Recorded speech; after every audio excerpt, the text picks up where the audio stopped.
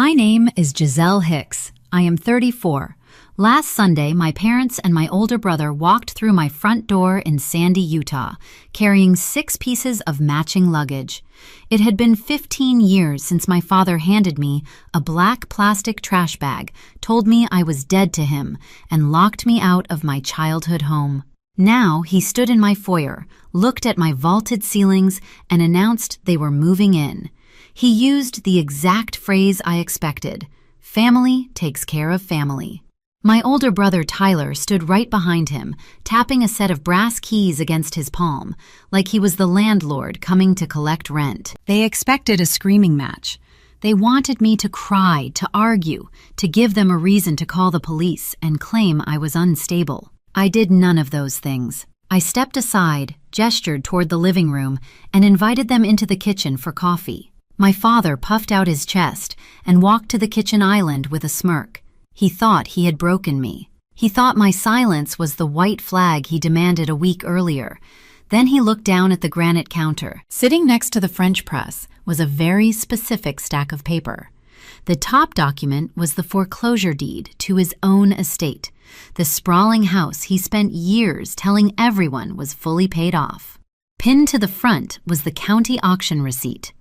It proved an anonymous limited liability company had purchased the defaulted debt 3 days prior.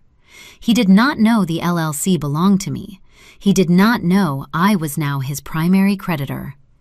Beside the deed rested a neat pile of intercepted credit card applications, auto loans, and tax forms. Every single document contained my social security number, forged with his contact information. My mother stopped walking. Her grip loosened, and her new designer handbag hit the tile floor with a heavy thud. Tyler dropped his keys. The smug expression washed off my father's face, leaving behind the pale, hollow realization that he had just marched his family into a federal snare. I spent the last month carefully laying out. Before I explain how I legally dismantled their lives, hit the like and subscribe button. Drop your age in the comments and let me know you are listening to QT Told Stories. Now, let me take you back to 3 weeks ago. The beginning of the end did not start with a federal lawsuit. It started on a quiet Tuesday afternoon with the sound of a heavy diesel engine idling outside my living room window. I work from home as a senior healthcare compliance auditor. My entire career is built on finding discrepancies in paperwork that people desperately want hidden. When I heard the engine, I looked through the blinds. A rented recreational vehicle was parallel parked directly in front of my mailbox, taking up half the street. The driver's side door opened, and Richard Hicks, my father, stepped onto the pavement. He adjusted his jacket, looked at my house, and gave a sharp nod to my mother in the passenger seat. I had not heard his voice since I was 19 years old. My phone buzzed on the desk. It was an unknown number, but I recognized the local area code. I did not pick up. I watched my security feed as they marched up my driveway, unaware that every step they took was about to be documented, audited, and used to systematically ruin them. I watched the security feed on my monitor. My father raised his fist and pounded on the heavy oak door. The sound echoed through my hallway, a dull thud that immediately pulled me backward in time. 15 years ago, that exact same knock hit my bedroom door. I was 19. I had just finished a 12-hour shift waiting tables to pay for my community college textbooks. My father stood in my doorway, holding a stack of loan documents and a black plastic trash bag. He wanted my signature. Tyler, my older brother, had a brilliant idea for a technology startup. Tyler always had brilliant ideas, and they always required someone else to take the financial risk. My parents had already mortgaged their home to the limit. They needed a co-signer to secure a secondary line of credit for $100,000. My credit score was perfect. I was young, employed, and unburdened by debt. They demanded I sign the guarantor forms. When I looked at the interest rates and the balloon payments, the math did not make sense.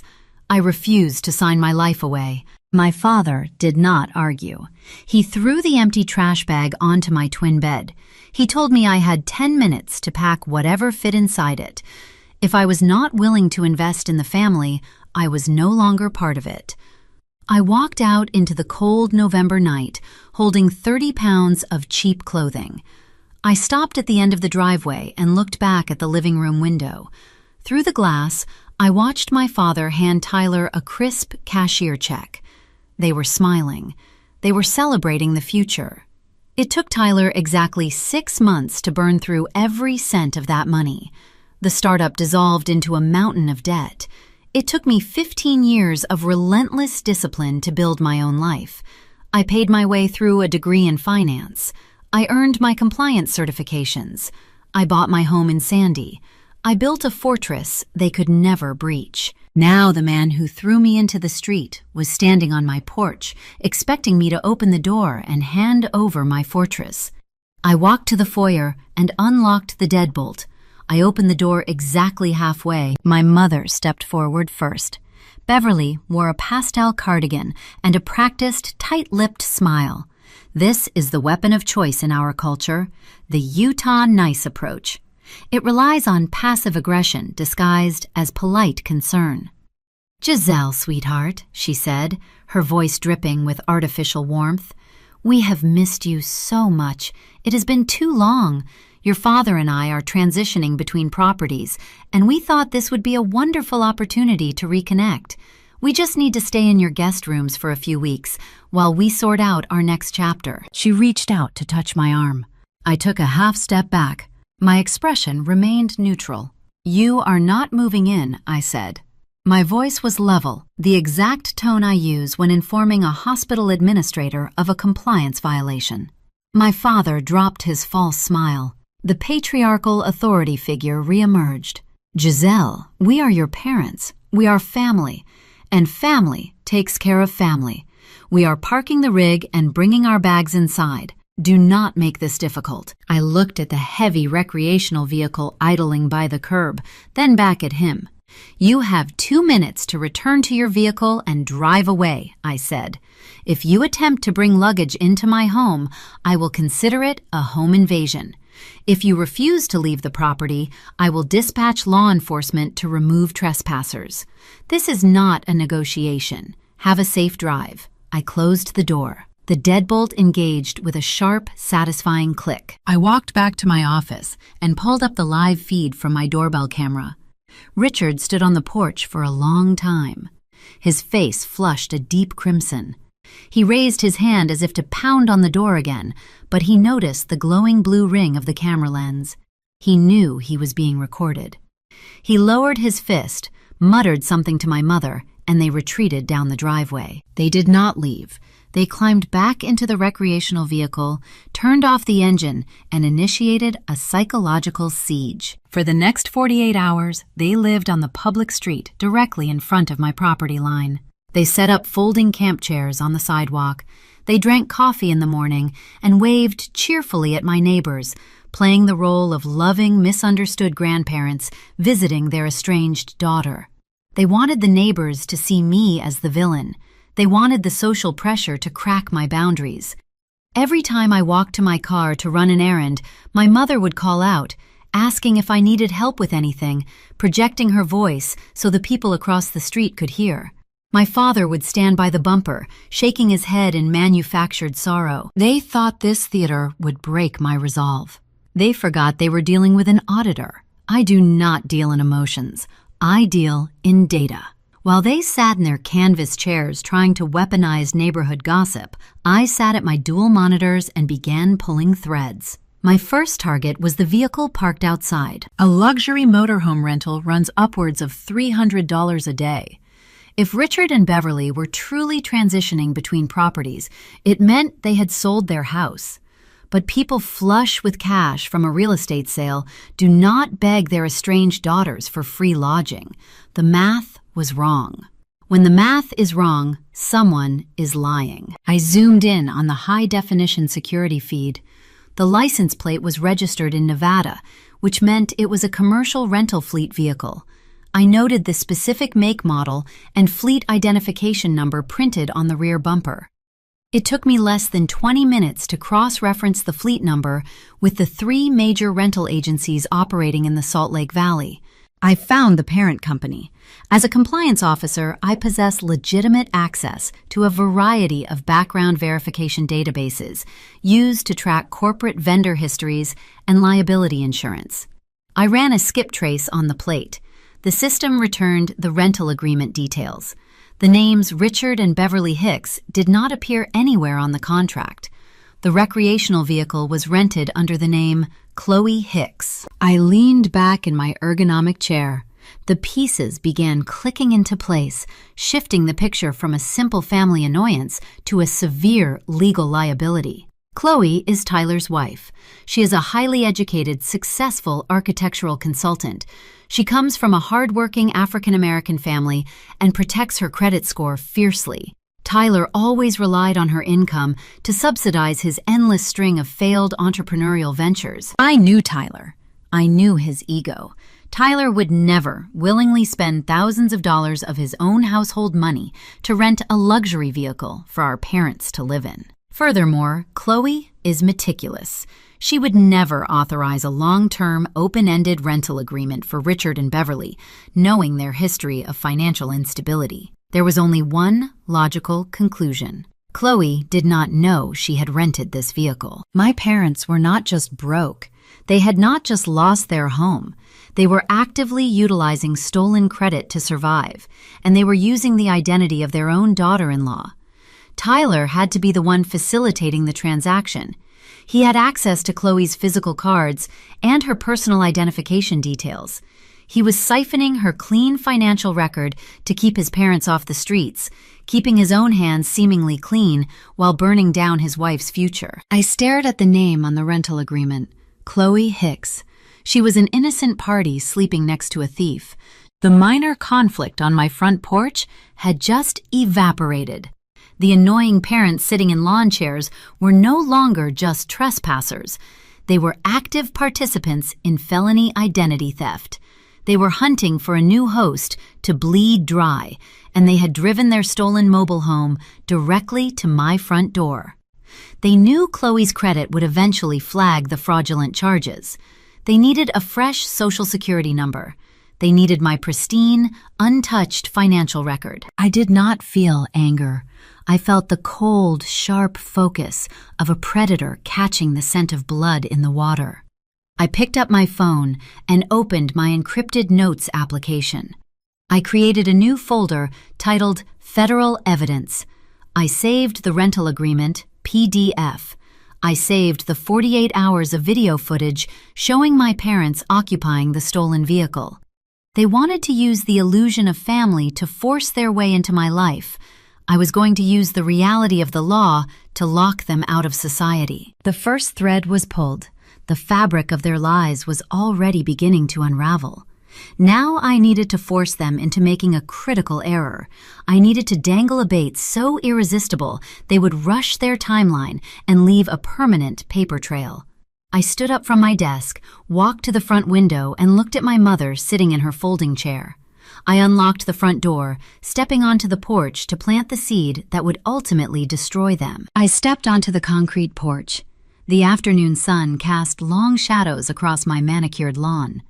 My mother sat in her canvas folding chair next to the idling recreational vehicle. She held a ceramic mug, playing the part of a relaxed neighbor, enjoying the suburban Utah breeze. When she heard the deadbolt click, she turned her head. Her eyes lit up with predatory hope. She thought the silent treatment had worn me down. She assumed I was coming outside to surrender. I walked down the driveway toward my mailbox. I did not look at her. I kept my gaze fixed straight ahead, retrieving a stack of junk mail and utility bills. "Giselle," my mother called out. She stood up, smoothing the wrinkles from her pastel cardigan. "Have you thought about what your father said? We really do not want to be a burden. We just need a little time to get our affairs in order." I closed the mailbox and turned to face her. I allowed a heavy, uncomfortable pause to stretch between us. "You are wasting your time," I said. My voice was calm, devoid of any emotional fluctuation. "You need to find another permanent solution. I am speaking with a commercial realtor tomorrow morning. I am listing this property for sale and relocating out of state by the end of the month." The lie was surgically precise. I had no intention of selling my home. I built this sanctuary brick by brick, and I would never abandon it. But my mother did not know that. She only knew what her survival instincts told her. I watched the artificial warmth drain from her face. Her jaw tightened. The ceramic mug in her hand shook slightly, spilling a few drops of dark coffee onto the pristine pavement. The concept of me relocating destroyed their entire parasitic strategy. They needed my physical Utah address to establish residency for their fraudulent loan applications. They needed my geographic proximity to intercept documents and manipulate the local banking branches. If I vanished across state lines, their access to my immaculate credit score vanished with me. I turned my back on her and walked inside. I locked the door and watched the security monitor. The panic was instantaneous. My mother dropped the mug onto the camp chair and hurried into the motorhome. 10 minutes later, the heavy diesel engine roared to life. The vehicle pulled away from the curb, leaving black tire marks on the asphalt. They were retreating, but they were not surrendering. They were regrouping. I had forced them onto a compressed timeline. Desperation makes criminals careless. I knew they would attempt a shortcut, and a shortcut always leaves a trail. 3 days passed in absolute silence. The street remained clear. My phone did not ring. The quiet would unnerve a normal person, but an auditor understands that silence is just the incubation period for a discrepancy. On Thursday morning, the discrepancy arrived. I was sitting at my kitchen island reviewing a corporate compliance file when my phone vibrated. A notification illuminated the screen. It was an automated alert from the United States Postal Service. I enrolled in the Informed Delivery program years ago. It is a standard security measure that sends a digital scan of every piece of mail destined for my address before it ever reaches the physical box. I opened the application. The alert was not a scan of a letter. It was a system update. A formal change of address request had been processed for Giselle Hicks. According to the federal database, I had allegedly authorized the post office to redirect all my physical mail to a post office box located in Provo, a city 45 minutes south of my home. Any ordinary citizen would immediately call the postal inspector, cancel the request, and confront the people responsible. I am not an ordinary citizen. Confrontation is a warning. I do not issue warnings to thieves. I gather exhibits for their prosecution. Redirecting mail without authorization is not a simple misdemeanor. It is a federal offense carrying severe penalties. My parents were escalating the war. They needed to intercept my bank statements, pre-approved credit offers, and verification pins to execute their identity theft. But my parents lacked the technical proficiency to navigate federal postal databases and bypass security verification prompts. Richard and Beverly could barely operate a smartphone without assistance. They had an accomplice. I logged into my home security network. My Ring doorbell camera acts as the primary sentry for my property. It records high-definition video, captures crisp audio, and stores the data in a secure cloud server. I pulled up the motion trigger logs for the past 72 hours. I filtered the timestamps, focusing on the hours between midnight and dawn. At exactly 2:14 in the morning on Wednesday, the motion sensor had tripped. I maximized the video feed on my dual monitors. The streetlights illuminated my driveway in a pale amber glow. A dark sedan coasted to a stop 3 houses down, its headlights deactivated to avoid detection. A figure emerged from the driver's side door. The person wore a dark hooded sweatshirt and a medical face mask, walking with a hurried, tense stride. The figure stepped onto my property. He bypassed the front porch and walked directly toward the locking mailbox mounted on a brick pillar near the curb. I paused the video. I zoomed in on the face. The medical mask covered his nose and mouth, but the street lamp caught his eyes, the slope of his forehead, and the distinct, arrogant posture I had known my entire life. It was Tyler. My older brother, the failed entrepreneur, the golden child who burned through $100,000 of our parents' money 15 years ago. He was acting as the operative for their fraud. I resumed the playback. Tyler pulled a small metallic object from his pocket. It was a universal master key, the kind easily purchased on obscure internet forums by amateur thieves targeting suburban mail routes. He slid the key into the brass lock of my mailbox. The mechanism turned with a soft click.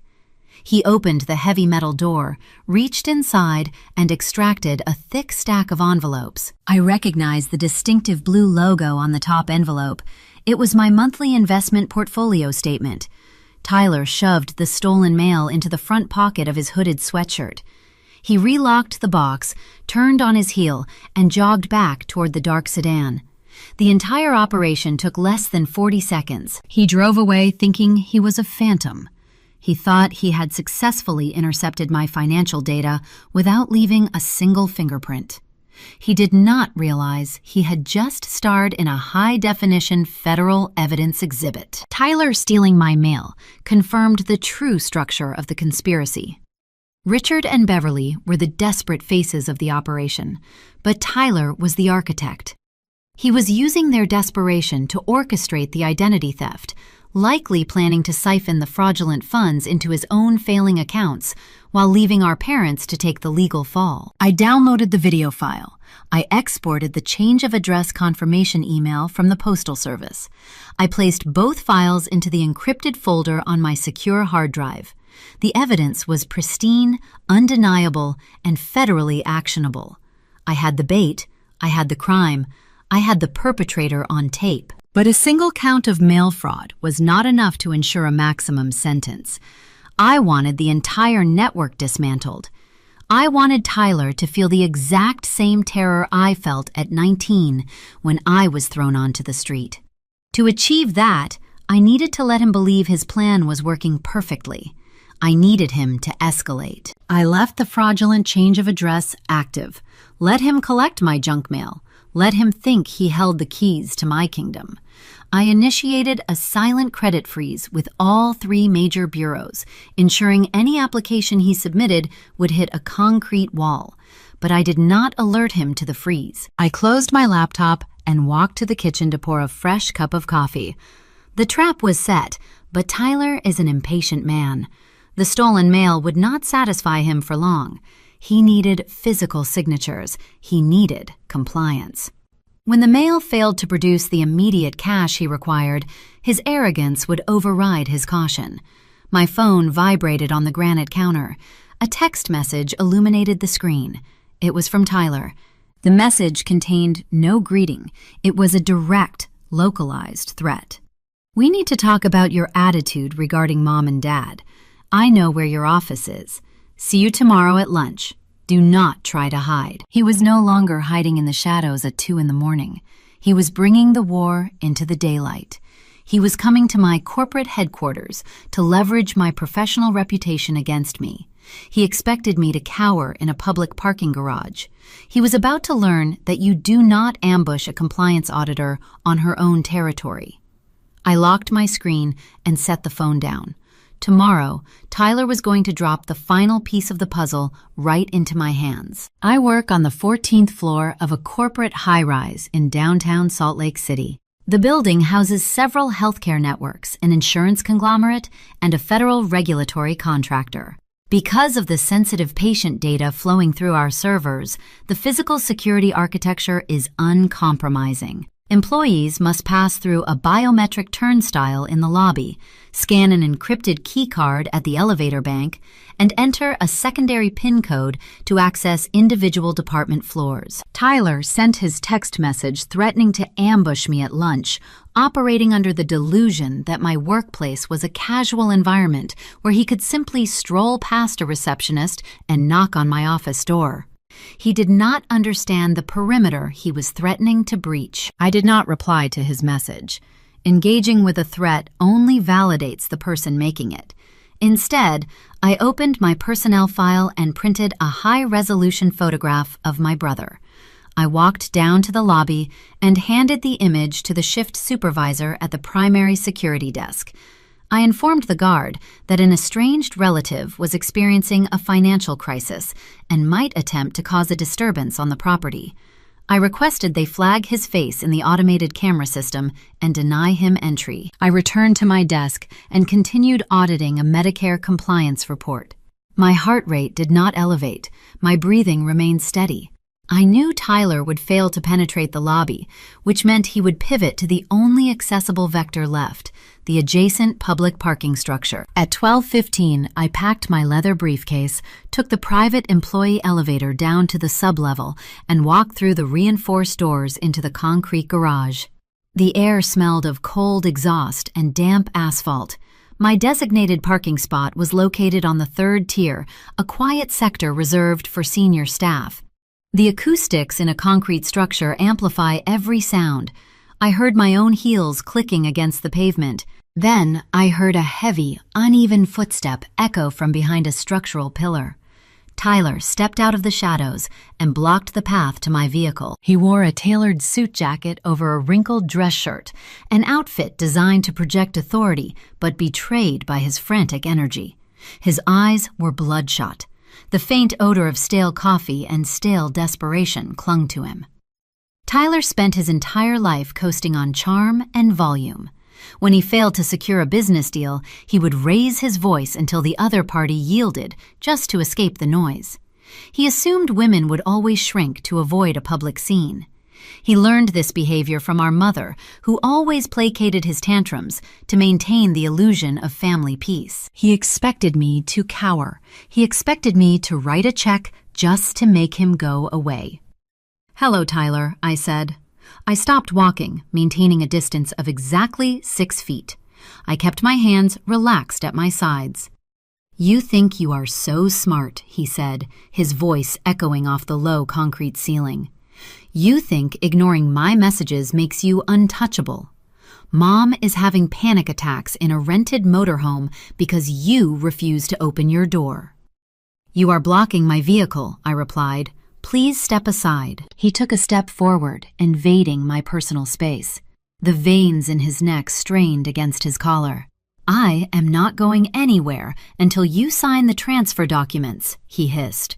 "You are hoarding wealth while our parents are destitute. Do you know what human resources will do when I walk upstairs and hand them a file detailing your elder financial abuse? I will ruin your professional reputation. I will tell your director you are abandoning vulnerable dependents.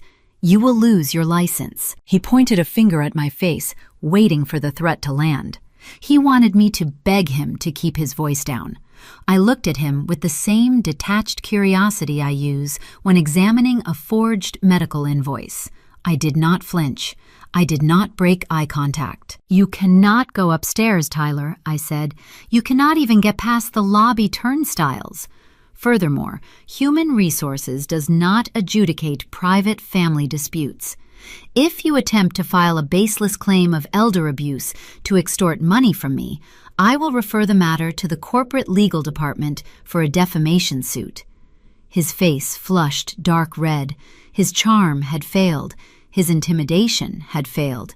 He realized he had zero leverage. "I am going to destroy you," he shouted, abandoning his polished persona and reverting to the volatile teenager who used to punch holes in the drywall of our childhood home.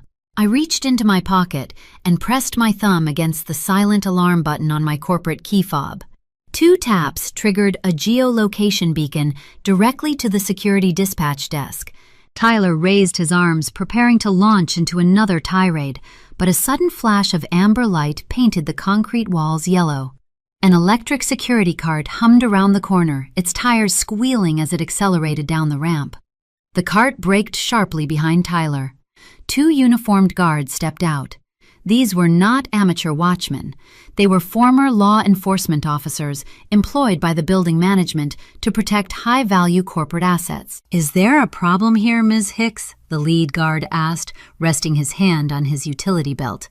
"This man is trespassing," I said, keeping my tone crisp and professional. "He is an estranged relative attempting to extort money from me.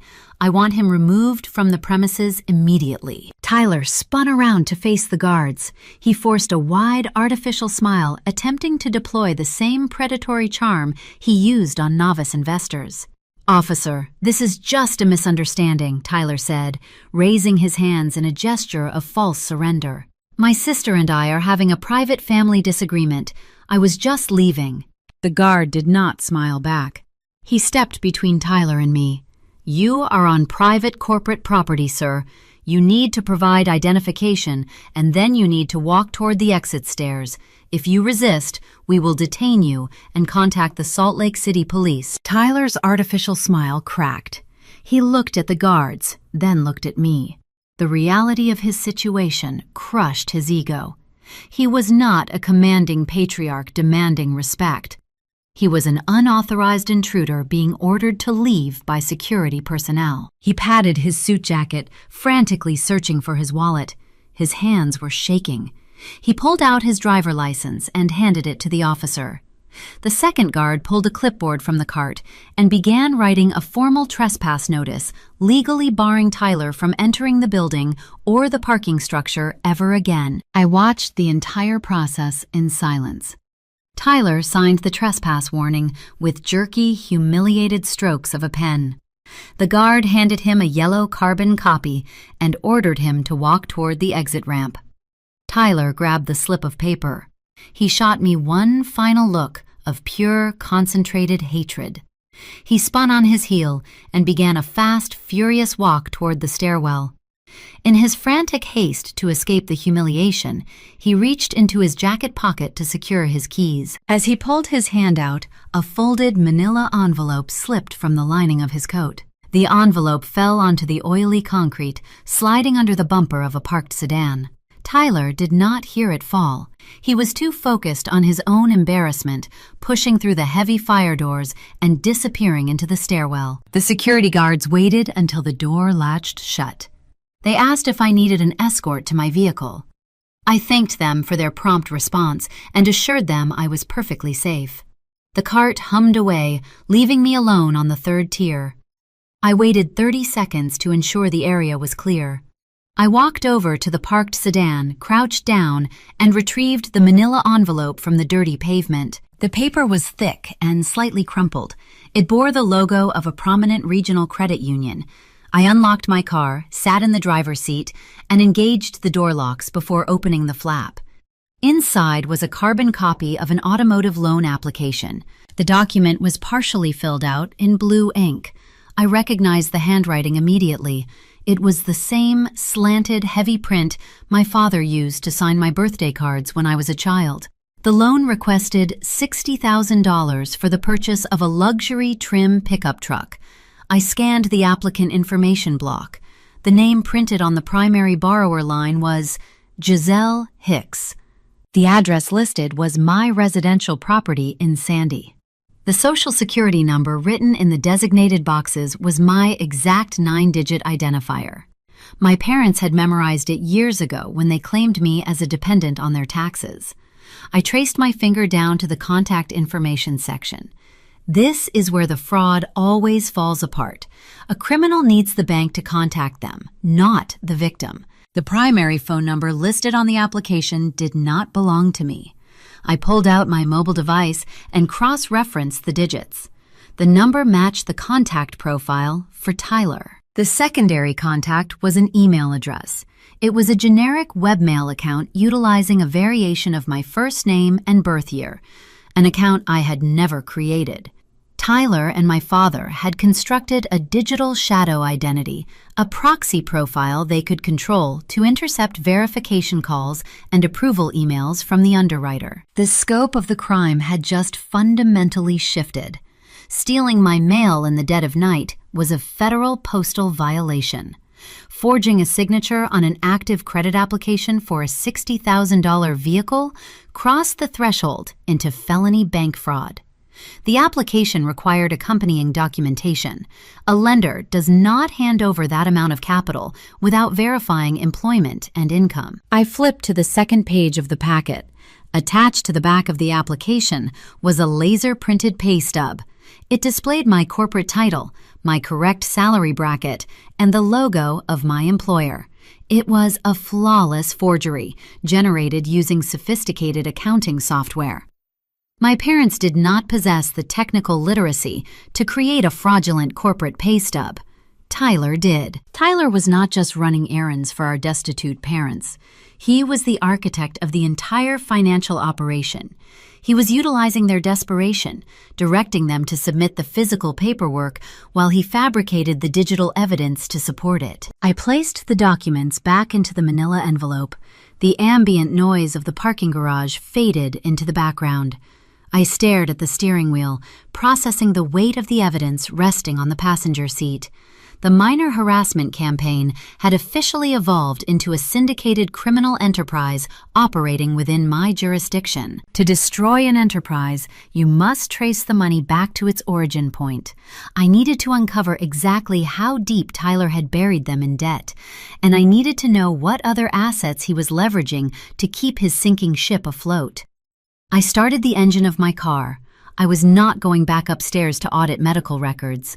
I was going home to audit my own bloodline. I drove back to my house in Sandy. The afternoon traffic crawled along the interstate, but my mind operated several steps ahead of the congested lanes. I pulled into my driveway. The street was empty. The stolen motorhome was nowhere in sight. My parents were likely circling the valley, searching for another free parking space to plan their next move. I carried my leather briefcase into my home office, locked the door, and closed the wooden blinds. The room fell into a cool, muted gray. I sat at my workstation and woke up the dual monitors. My profession requires access to proprietary databases that aggregate financial histories, civil judgments, and criminal records. These tools are designed to detect corporate embezzlement and healthcare compliance breaches. Today, I aimed those same tools at my own bloodline. I pulled the forged auto loan application from the manila envelope and placed it flat on my desk. The blue ink mocked me. But ink is just a symptom. I needed to diagnose the disease. I opened a secure browser window and logged into LexisNexis. I typed Richard and Beverly Hicks into the search bar, bypassed the standard consumer filters, and requested a comprehensive background dossier. The system processed the query. 30 seconds later, the screen populated with a scrolling cascade of legal destruction. My parents did not just mismanage their retirement portfolio, they were financial ghosts. The timeline painted a grim, precise picture of their downfall. 4 years ago, they began taking out high-interest personal loans. 2 years ago, they filed for Chapter 11 restructuring, which quickly devolved into a Chapter 7 liquidation. The sprawling suburban house they always bragged about owning outright had been suffocated under 3 separate reverse mortgages. The bank seized the property 9 months ago. The county auction receipt sitting on my kitchen island, the one my anonymous limited liability company purchased, was the final nail in their real estate coffin. They possessed no assets. Their credit scores hovered in the deep subprime margins. They had been evicted from 2 different short lease apartments in the last 6 months alone. This explained the desperation. This explained the sudden, unannounced arrival on my porch. But it did not explain the aesthetics of their arrival. When my mother stood on my front step demanding entry, she did not look destitute. She wore a pristine pastel cardigan. She carried a structured leather designer handbag that retails for over $3,000. Bankrupt individuals living in a rented recreational vehicle do not purchase luxury European accessories with cash. I opened a second search window. I shifted my focus from my parents to the golden child. I entered Tyler Hicks into the public records database. I pulled his address history, known business affiliations, and associated limited liability companies. His file was equally toxic. Every entrepreneurial venture he launched had dissolved into tax liens and unpaid vendor invoices. Yet Tyler drove a leased European sports sedan and maintained a membership at a premier country club. I cross-referenced his current mailing addresses. A new post office box in Provo appeared on the record opened just 4 weeks prior. I ran a soft inquiry credit trace associated with that specific post office box. The system returned a newly issued platinum revolving credit account.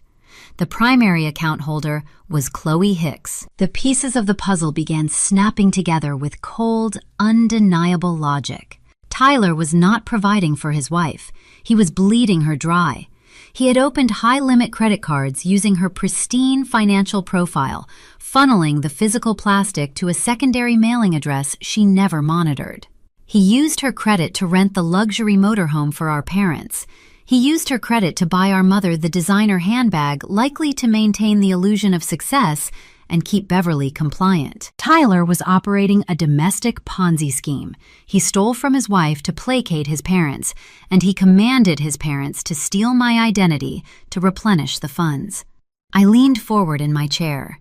The glow of the monitors reflected off the glass of my desk. If Tyler was brazen enough to drain his wife revolving credit lines, he would not stop at near retail purchases. He needed liquid capital to sustain his failing business ventures. He needed hard assets. Chloe was an architectural consultant.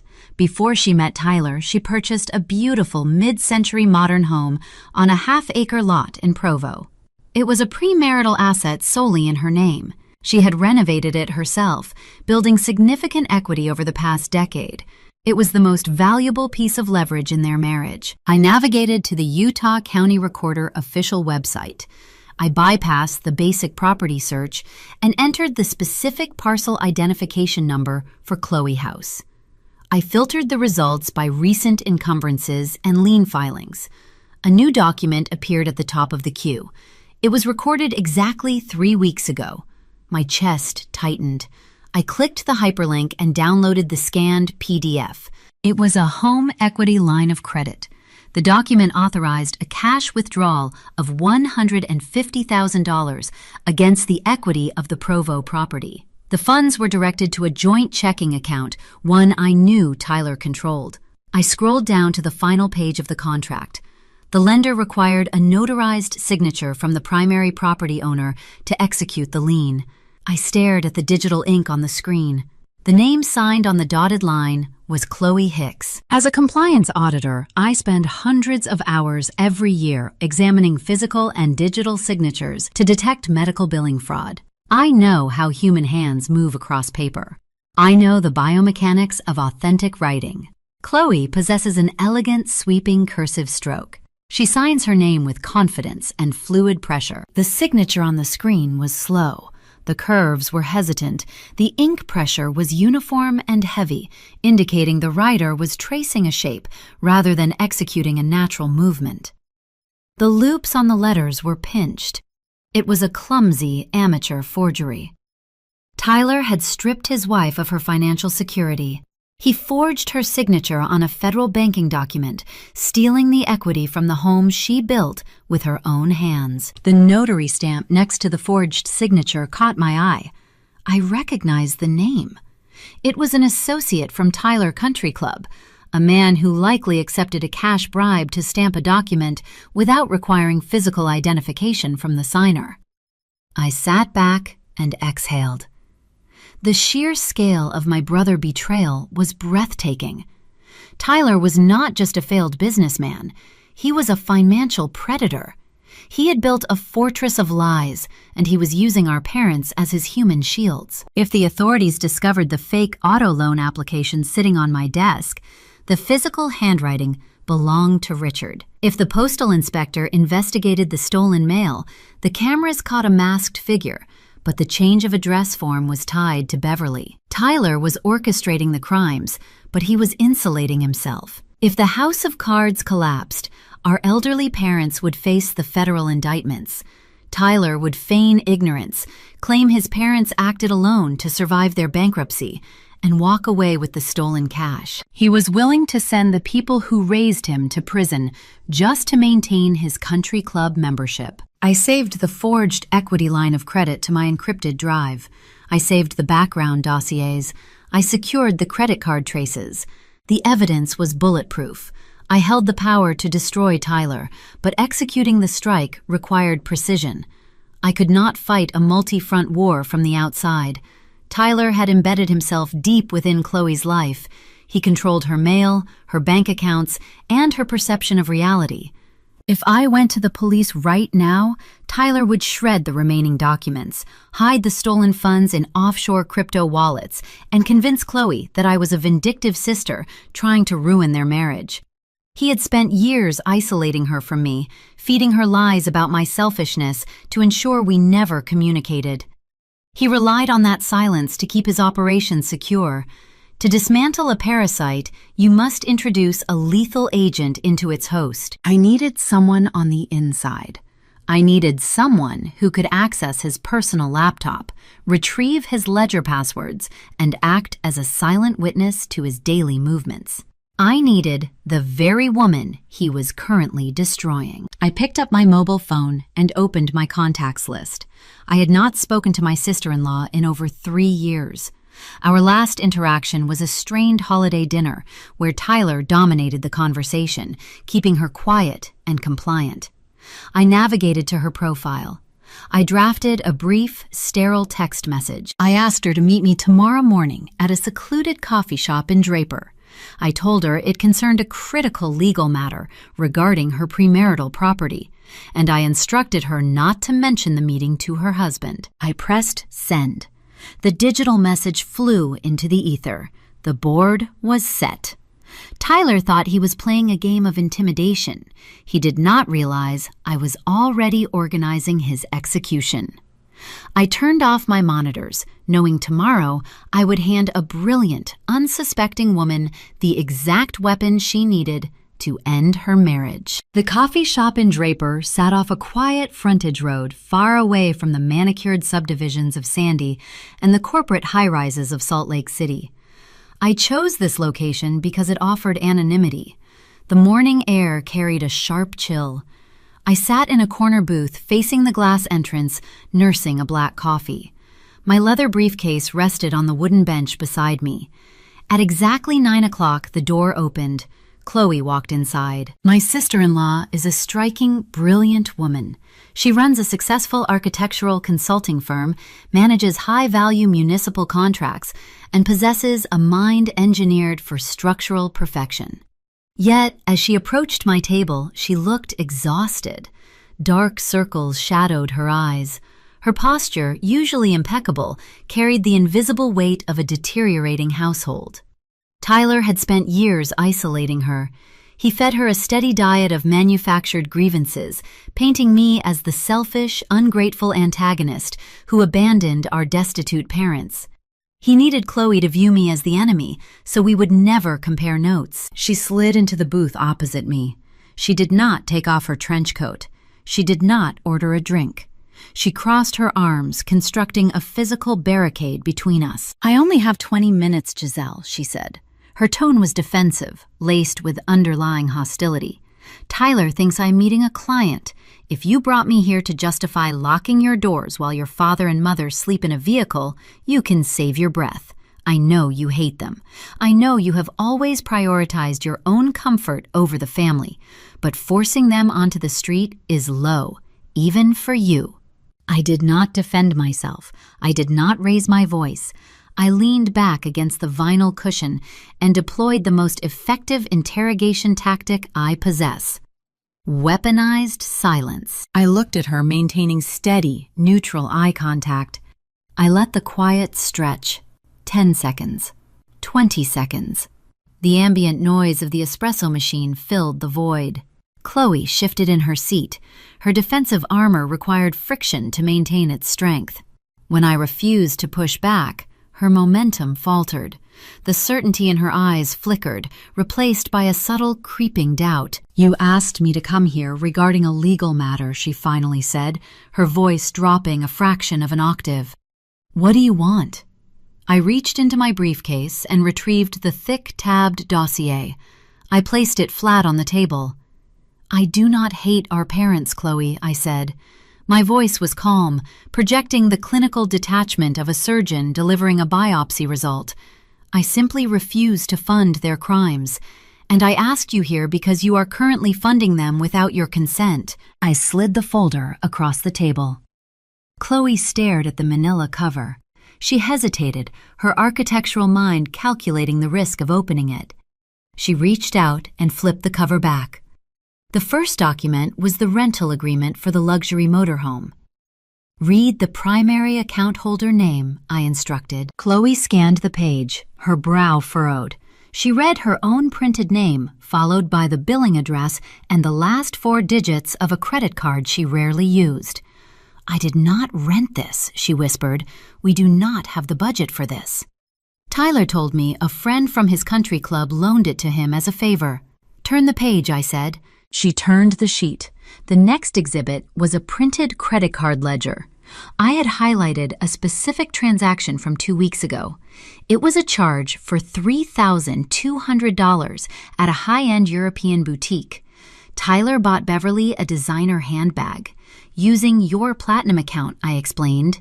He intercepts the physical plastic, maxes out the credit limit to maintain the illusion of his wealth, and routes the billing statements to a secondary post office box in Provo. Chloe touched the paper. Her fingertips trembled. The foundation of her reality was beginning to fracture. How could she miss this? She is a meticulous professional who tracks municipal budgets down to the penny. The answer was simple. A classic tactic of domestic financial control. Tyler insisted on doing their household tax preparation. He convinced her that managing the domestic accounts was his contribution to their partnership, a way to alleviate her stress. In truth, he was building a blind spot. He intercepted the mail, curated the digital dashboards she was allowed to see, and isolated her financial vision. "There is one more document," I said softly. Chloe turned to the final tab. It was the home equity line of credit. She stared at the Utah County Recorder seal. She read the property address. It was her premarital home, the sanctuary she renovated with her own hands before Tyler ever entered her life. She saw the lien amount, $150,000, siphoned directly from her hard-earned equity into a joint checking account. Then, her eyes locked onto the signature line. She saw her own name forged in clumsy, hesitant ink. She saw the fraudulent notary stamp. I watched a profound psychological shift occur across the table. The defensive, exhausted woman who walked into the coffee shop vanished. The grief of betrayal washed over her features for a fleeting moment, a brief intake of breath, a single tear that pooled but never fell. Then the grief evaporated. It was instantly replaced by a terrifying cold and absolute rage. Chloe is an architect. When she spots a fatal structural flaw, she does not cry over the crumbling drywall. She calculates how to demolish the building. She closed the dossier. Her hands stopped shaking. She looked up at me, her dark eyes stripped of all illusion. "Tyler set them up," she said. Her voice was no longer hostile. It was a razor. "He is bleeding me dry to fund his lifestyle, and he is using Richard and Beverly to submit the physical paperwork so they take the fall if the authorities catch on." "He tried to use my social security number to buy a truck yesterday," I replied. "He dropped the application in a parking garage. That is how I found his paper trail." "He is desperate, Chloe. The walls are closing in on his debt, and he is burning everyone around him to stay warm. If you confront him right now, he will drain whatever liquid cash you have left, transfer it to an offshore crypto wallet, and destroy the remaining records." Chloe rested her hands on the dossier. She understood the stakes. A premature confrontation would ruin her. To dismantle a parasite, the host must play dead. "What do you need me to do?" she asked. "I need an inside operative," I said. "I am building a federal fraud case against him. I have the postal violations and the forged vehicle application. But to secure a maximum indictment and recover your stolen equity, I need the master ledgers. I need the digital footprint on his personal laptop, the passwords to his proxy accounts." Chloe nodded slowly. Her mind was already organizing the logistics. "He keeps a locked external hard drive in his home office desk," she noted. "He never lets me touch his primary computer. He leaves for a golf round every Thursday morning at 7. I can access the hardware then. You have to return to that house," I warned her. "You have to smile at him. You have to play the role of the oblivious, supportive wife. You cannot show him a single trace of anger. If he suspects you know the truth, he will initiate his exit strategy. I have survived municipal zoning boards, Giselle. I can handle a mediocre grifter, she replied. Her composure was chilling, a testament to her immense inner strength. We form an alliance right here. We build the trap together. When the time comes, I want to be the one who hands him the lawsuit. Agreed, I said. She slid the dossier into her own briefcase. She stood up, fastening the buttons on her trench coat. The dynamic between us had permanently altered.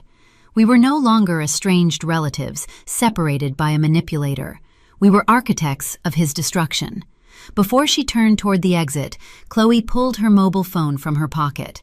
She tapped the screen and slid the device across the table. You need to prepare yourself, she said. Tyler is not waiting for you to surrender.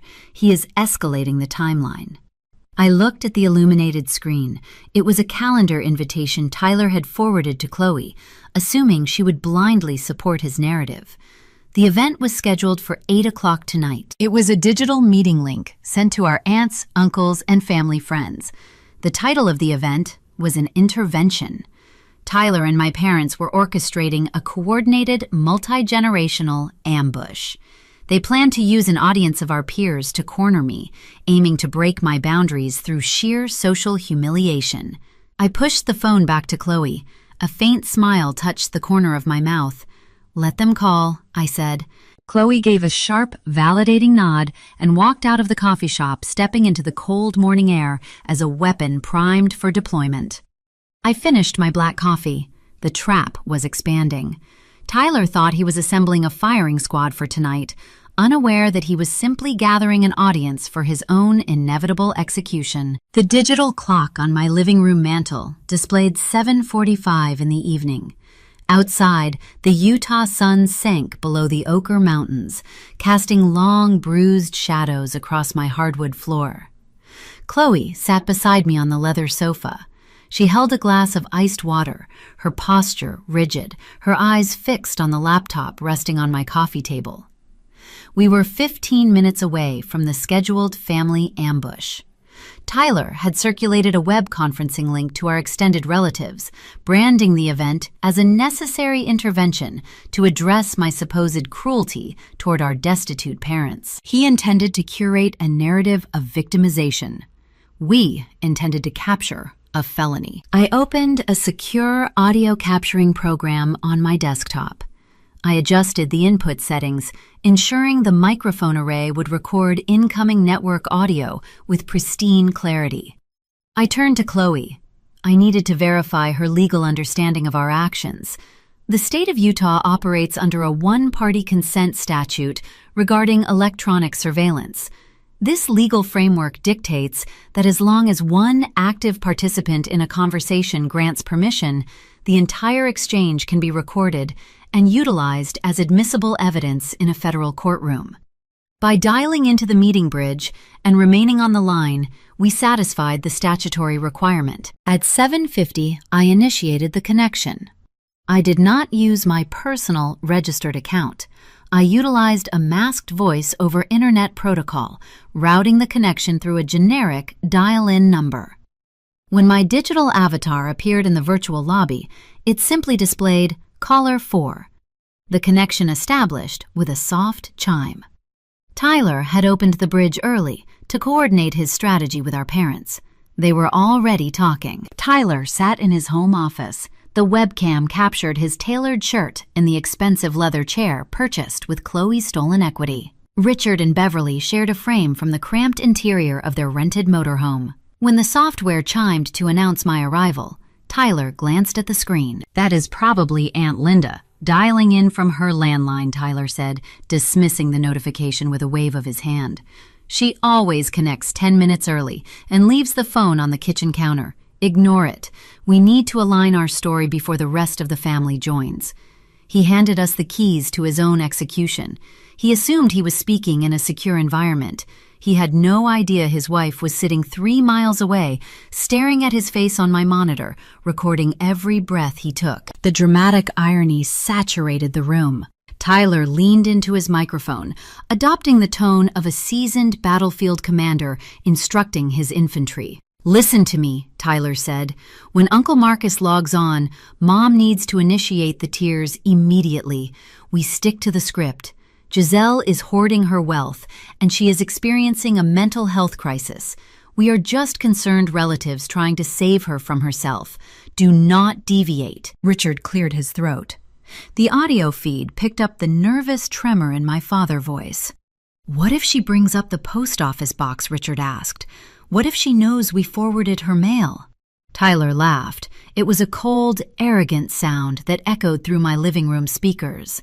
I watched Chloe flinch. She does not know anything, Tyler scoffed. She is an arrogant auditor who thinks she is untouchable because she works in a glass tower. The mail redirect is flawless. I bought a universal lockpick from a vendor forum last month. I stood on her porch at 2 a.m. and emptied her brass mailbox while she was sleeping. I have her investment statements. I have her pre-approved credit offers. We own her identity now. Beverly leaned into her respective camera. Her face looked drawn, etched with the stress of maintaining a multi-layered deception. But what if the police trace the new credit lines back to us? She whispered. We are the ones signing the physical paperwork. Tyler rolled his eyes.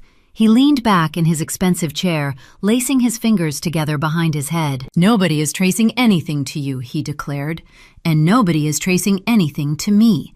I am routing the digital approvals through a proxy server, just like the equity line of credit I pulled on Chloe's house.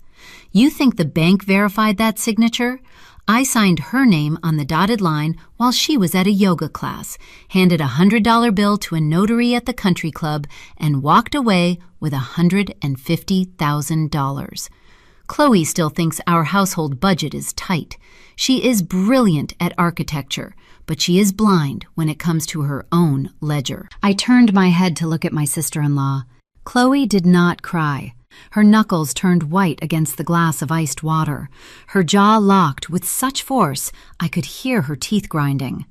The man she married, the man she trusted with her future, was casually dissecting her intellect and mocking her loyalty to a pair of accomplices. He was bragging about dismantling her life. The audio waves on my recording software spiked and dipped, capturing the undeniable confession. Tyler had explicitly admitted to federal mail fraud. He had detailed the premeditated forgery of a banking document. He confessed to bribing a notary. The legal threshold for a criminal indictment was no longer just a possibility. It was ironclad. At 7:59, a second chime echoed through the bridge. Another relative was logging in. I reached forward and severed the connection. The screen went black. The audio feed terminated. We sat in the quiet living room. I did not log back into the meeting. I had no intention of attending an intervention engineered by a thief. The trap was fully armed. We possessed the digital equivalent of a smoking gun. Chloe set her glass onto the table. The condensation left a dark ring on the wood. She stood up. I am going home, Chloe said. Her voice lacked any trace of its former warmth. It was a sterile, metallic instrument. I am going to walk through the front door, kiss him on the cheek, and ask him how his family call went. I am going to make him dinner. And tomorrow morning, when he leaves for the golf course, I am going to rip every password from his hard drive. Our pact solidified in that moment. The bond between us transcended familial ties. It was a partnership forged in the crucible of mutual betrayal. I nodded, watching her gather her trench coat and walk out into the Utah night. I remained on the sofa, feeling the quiet satisfaction of a successfully executed audit. The financial threat was contained. The paper trail was secured. I assumed the next phase of the operation would simply involve presenting the dossier to a litigator and letting the federal justice system process the defendants. I was wrong. A cornered animal does not stop fighting simply because the cage door shuts. 10 minutes after Chloe departed, my mobile phone illuminated on the coffee table. A high-priority notification bypassed my silent settings. The alert generated from a major national life insurance carrier, a firm utilized by my corporate employer for supplementary executive benefits. I unlocked the device and opened the encrypted message portal. My breath caught in my throat. The clinical detachment I maintained for 3 weeks fractured for a fraction of a second. The notification was an underwriting alert. The system flagged an application submitted 45 minutes prior. Someone had bypassed the initial security gates and applied for a catastrophic term life insurance policy. The coverage amount was $500,000. The insured individual listed on the document was Giselle Hicks. I scrolled down to the beneficiary designation. The policy did not name a spouse. It did not name a charitable trust. The singular primary beneficiary entitled to receive $500,000 upon my death was Richard Hicks. I read the notification 3 times to ensure I was not misinterpreting the automated text. As a compliance officer, I am trained to separate emotional panic from raw data, but this data point carried a terrifying implication. Taking out a forged loan damages a credit score. Taking out a forged life insurance policy places a bounty on a human life. Tyler had orchestrated this maneuver. He knew my corporate benefit structure. He knew which carriers utilized automated online underwriting algorithms that required minimal physical medical examinations for policies under a specific threshold. He had likely used the intercepted mail, my social security number, and a forged digital signature to submit the application during the pre-meeting window. He designated our father as the beneficiary to insulate himself, following his established pattern of using his parents as human shields. If I died in an unfortunate accident, Richard would receive the tax-free payout. Tyler would then manipulate Richard into transferring the funds to his offshore accounts, wiping his own debts clean, while leaving our father holding the blood money. The sheer depravity of the calculation forced me to stand up and walk to the window. I checked the perimeter of my property. The street was empty. The motorhome was gone. But the threat level had fundamentally shifted. I was no longer dealing with desperate relatives. I was dealing with predators evaluating my net worth as a casualty. I walked back to my desk. The time for waiting was over. A fraudulent loan destroys a credit score. A fraudulent life insurance policy places a bounty on your head. The distinction is not subtle. It shifts the entire landscape of the conflict, from civil litigation to criminal endangerment. I stood in my home office, staring at the underwriting alert on my mobile device. The policy requested a payout of $500,000 upon my death. My father, Richard Hicks, was the sole beneficiary. My training as a senior healthcare compliance officer took over. Panic is a useless emotion. It clouds judgment and slows reaction times. Data provides a clear path forward. I opened my encrypted corporate workstation and bypassed the public portal for the insurance carrier. Because my firm contracts with this specific provider for executive benefits, I hold verified access credentials for their back-end fraud detection network. I navigated to the pending application queue and entered my social security number. The forged document populated on my screen. I immediately flagged the file under a critical compliance breach code. This action froze the underwriting process, preventing any automated approval software from issuing the policy. Next, I pulled the digital signature logs. In modern finance, an electronic signature is never just a name typed into a box. It is a data packet containing a timestamp, an internet protocol address, and device routing information. Extracting the data packet revealed the application was submitted using a virtual private network routed through a server in Eastern Europe. It was an amateur attempt to mask the origin location, but Tyler made a fundamental error. He failed to scrub the hardware identification string attached to the digital handshake. The string matched the unique device identifier of the personal laptop Chloe told me he kept locked in his home office desk. I exported the logs, the flagged application, and the carrier fraud alert. I placed them directly into the federal evidence dossier on my secure drive. The physical threat was neutralized, but the psychological implication remained. I could no longer treat my house as a simple residence. It required the operational security of a vault. The next morning, I contacted a private security contractor based in Salt Lake City. Within 4 hours, a technician arrived to replace every exterior entry point with high-grade biometric deadbolts. We installed motion-activated floodlights covering the perimeter and positioned discrete high-definition cameras inside the foyer, the living room, and the hallway leading to my master bedroom. Altering my daily routines became mandatory. I no longer parked in the driveway. I kept my vehicle secured inside the attached garage. Rerouting all essential communications to an encrypted secondary phone followed shortly after. The house was now prepared for a siege. Tyler realized his digital avenues were closing. The intercepted mail yielded no liquid cash. The auto loan remained stagnant due to my silent credit freeze. The life insurance application triggered a system lockout. He needed to break my physical boundaries, and he understood he lacked the strength to do it alone.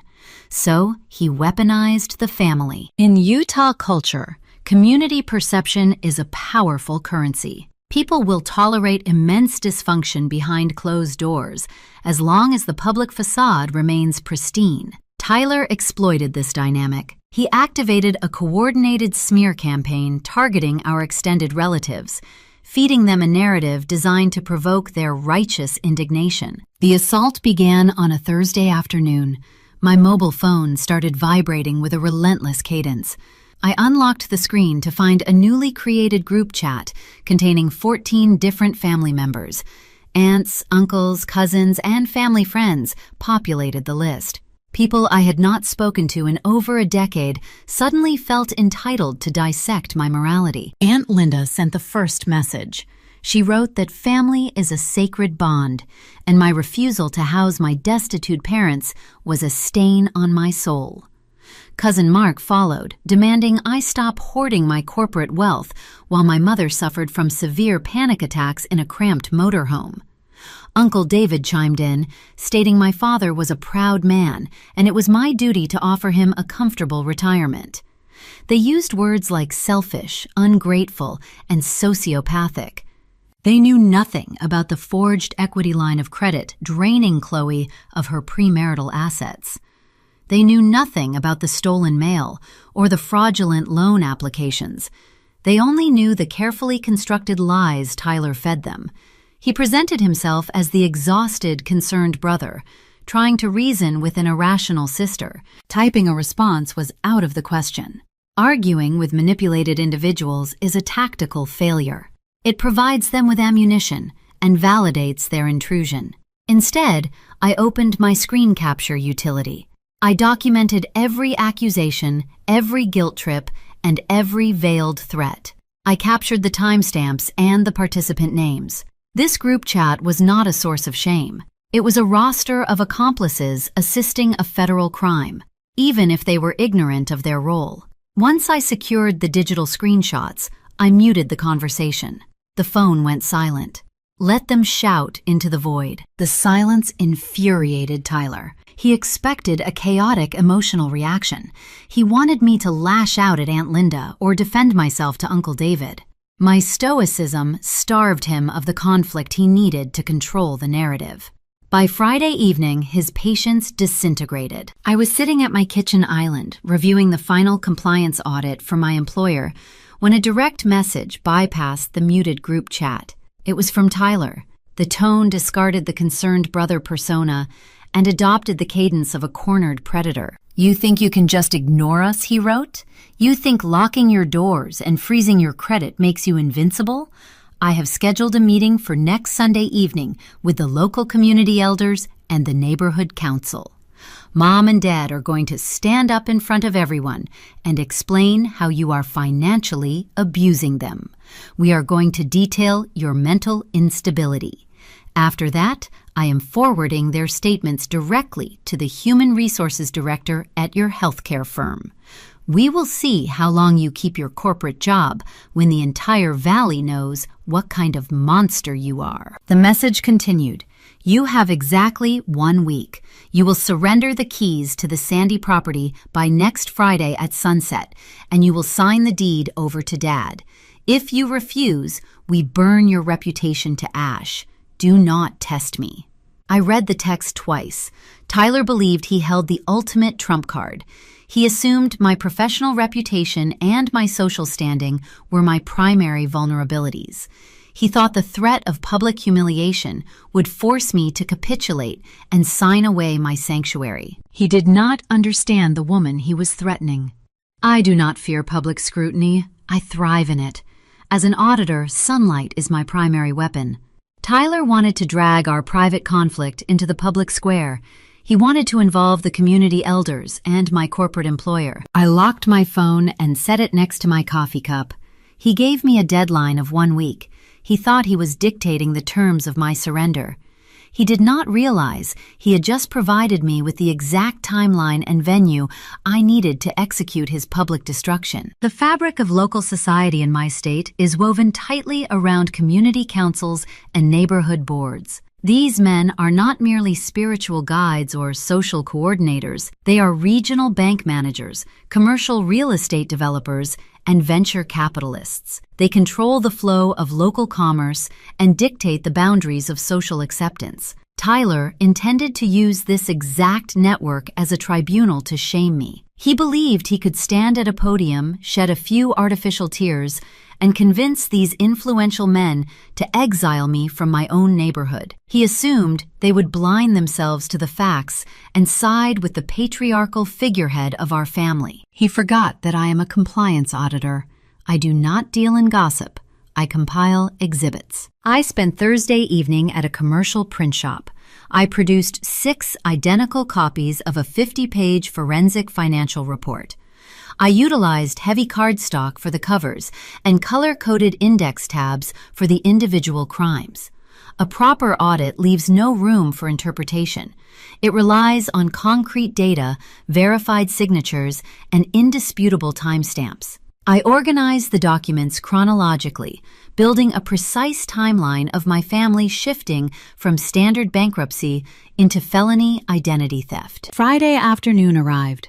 This was exactly 48 hours before Tyler scheduled his public assault. I drove to the neighborhood council building and requested an urgent audience.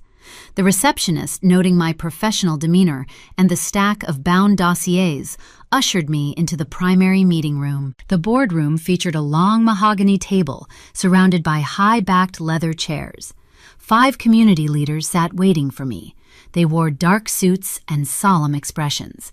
They expected a fractured, emotional daughter pleading for sympathy. They assumed I would beg them to intervene in a private domestic dispute regarding my destitute parents. I placed a bound report in front of each man. I remained standing at the head of the table. I did not shed a single tear. My voice remained steady and clinical. I told them my brother and father intended to use this chamber on Sunday to accuse me of financial abuse. I informed them I was providing the foundational documents for their review prior to that gathering, allowing them to make an informed decision regarding the liability they were about to host. I instructed the council to open the binders to the first tab. I connected my secure drive to the overhead projector and dimmed the room lights. I played the security footage captured by my doorbell camera. They watched my brother pick the lock on my mailbox in the dead of night, extracting my financial statements. I directed them to the second tab. I showed them the forged home equity line of credit, draining the premarital assets of my sister-in-law. I explained the forensic discrepancies in the signature line and identified the fraudulent notary stamp. I made it clear that Tyler was not just targeting me. He was actively destroying the brilliant, hard-working woman he married. The men at the table stopped looking at me with paternal pity. Their postures stiffened. The room grew silent. The only sound was the heavy rustle of thick paper turning. I moved to the final section. I presented the fraudulent life insurance policy, naming my father as the sole beneficiary upon my death.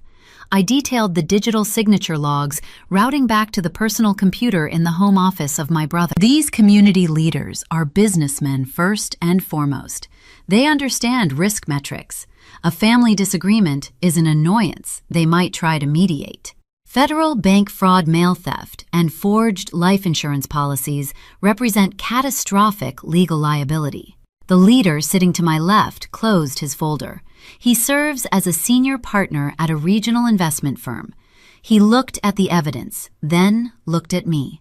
The color had drained from his face. He asked a single clarifying question. He wanted to know if the authorities were already involved. I informed him that I was securing federal counsel on Monday morning. He assured me this Sunday meeting was permanently canceled.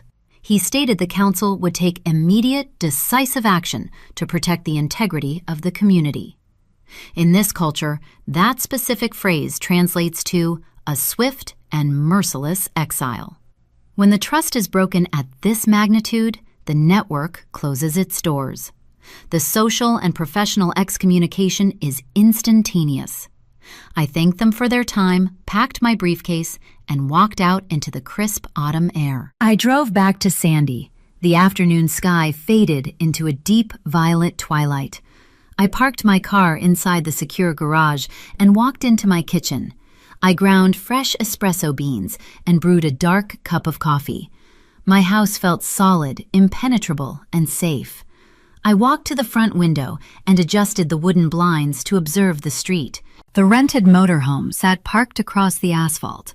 My parents had returned to their mobile staging ground, likely waiting for Tyler to finalize his script for their Sunday performance. Richard sat in the driver's seat with the door propped open. He was smoking a rare cigarette, staring out at the manicured lawns, projecting the image of a weary patriarch. Utah operates on an interconnected grid. When the council excommunicates a member, the financial arteries sever within hours. The leaders I briefed were already making phone calls, quietly warning their associates to distance themselves from my family. I watched my father holding his mobile phone. The screen illuminated the dark interior of the vehicle cabin. He answered an incoming call. Even through the double-paned glass of my living room, I could read the physical collapse of his posture. Richard relied on a private equity investor to maintain the illusion of his remaining business shell. It was a meager consulting contract, but it was his last source of pride and his only legitimate income stream. That investor served on a subsidiary board with one of the men I just briefed in the council room. The phone call lasted less than 60 seconds. I later learned the investor invoked a standard moral turpitude clause, freezing all operational capital and severing their partnership on the spot. He informed my father that his name was now toxic in the Salt Lake Valley. Richard dropped his phone onto the dashboard. He grabbed his chest. He was not faking a medical emergency this time to manipulate a hospital billing department. He was experiencing the crushing weight of total social and financial ruin. The invisible safety net he relied on for 6 decades had just dissolved into thin air. He was a bankrupt man sitting in a stolen recreational vehicle, and his reputation was dead. Richard stepped out of the vehicle. His knees buckled slightly. He grabbed the side mirror to steady himself. He looked around the quiet suburban street, searching the shadows for an anchor. His gaze drifted upward and locked onto my living room window. I did not step back into the dark. I did not hide. I stood in the ambient light, holding my ceramic mug.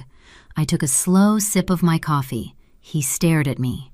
His face contorted into a mask of pure terror. He realized the narrative was destroyed. He knew I held the matches that burned his bridges. The social war he thought he could win was over before it even began. But desperate men, stripped of their reputation, have nothing left to lose. The smear campaign failed. The digital theft failed.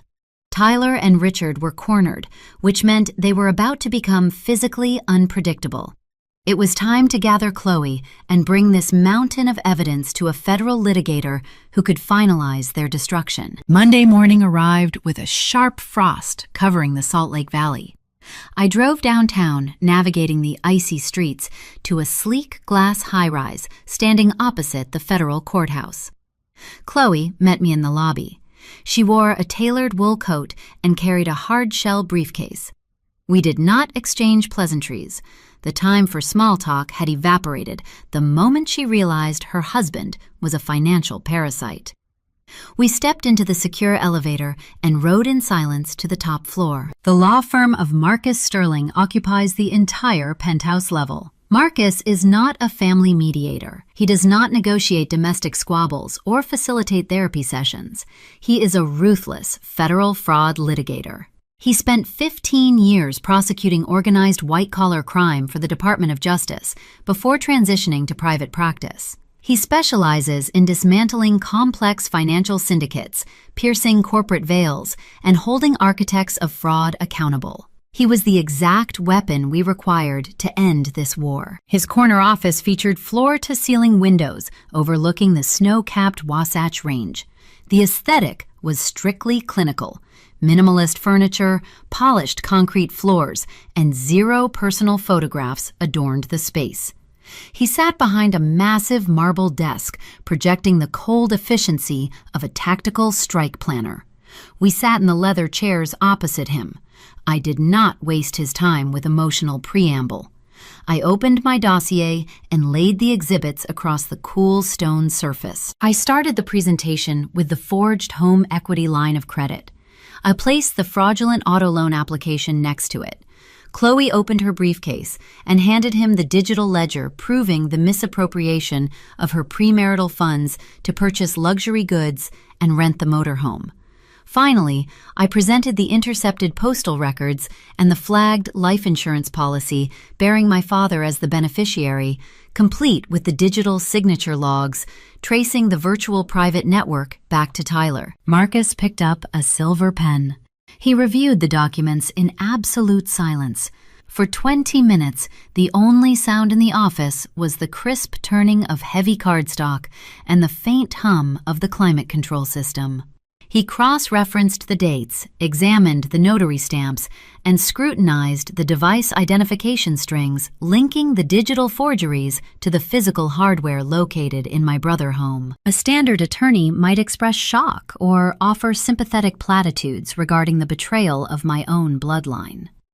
Marcus set his pen down and looked at us with predatory approval. "You have assembled a turnkey federal indictment," he stated.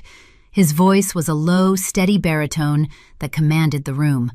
"The mail theft falls under Title 18 of the United States Code. The forged equity document constitutes bank fraud, which carries a maximum penalty of 30 years per count. The life insurance forgery elevates the conspiracy to wire fraud and criminal endangerment. If I hand this binder to the United States Attorney today, your brother and your parents will spend the next 2 decades in a federal penitentiary." He folded his hands together on the marble desk. "The legal threshold is met. But execution requires strategy. We need to dictate the exact terms of their collapse." Chloe unclasped her briefcase again. She withdrew a separate stack of legal filings. The realization of her husband's betrayal over the weekend had solidified into a tactical blueprint. She had spent Sunday night auditing her own accounts. She isolated every legitimate dollar earned through her architectural consulting firm, separating it from the polluted joint accounts Tyler controlled. "I am retaining your partner for my divorce proceedings," Chloe said, her tone devoid of any hesitation. "I have already drafted the initial filings.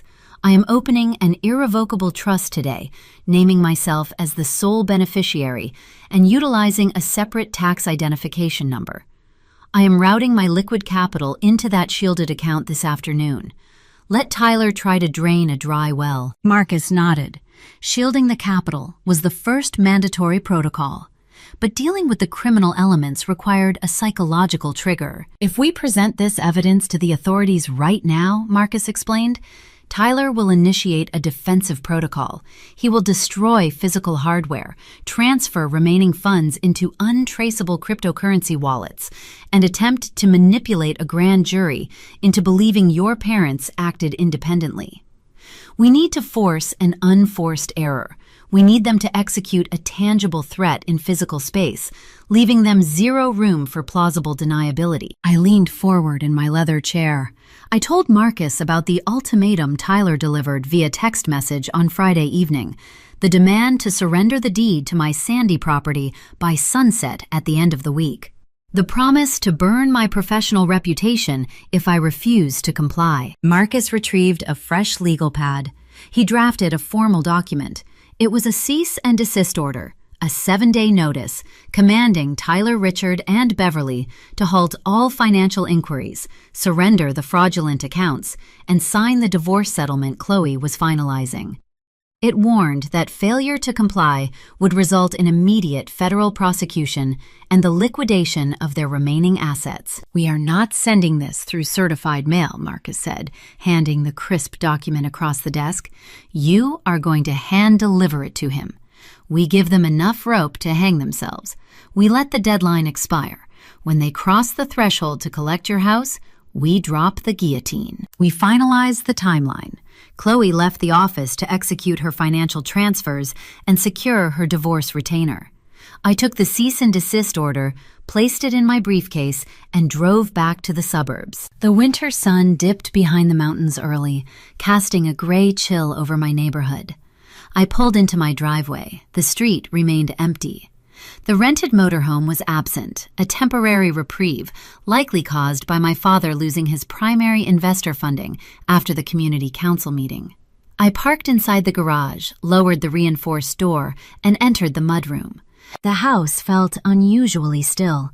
I deactivated the primary alarm system to retrieve a package from the front porch. The quiet suburban evening masked the tension vibrating beneath the surface of my property. I walked into the kitchen and set my briefcase on the granite island. I poured a glass of filtered water and looked out the rear windows. My backyard is enclosed by a tall cedar fence, securing a private patio bordered by dormant rose bushes. The perimeter is designed to prevent unauthorized entry and protect my privacy.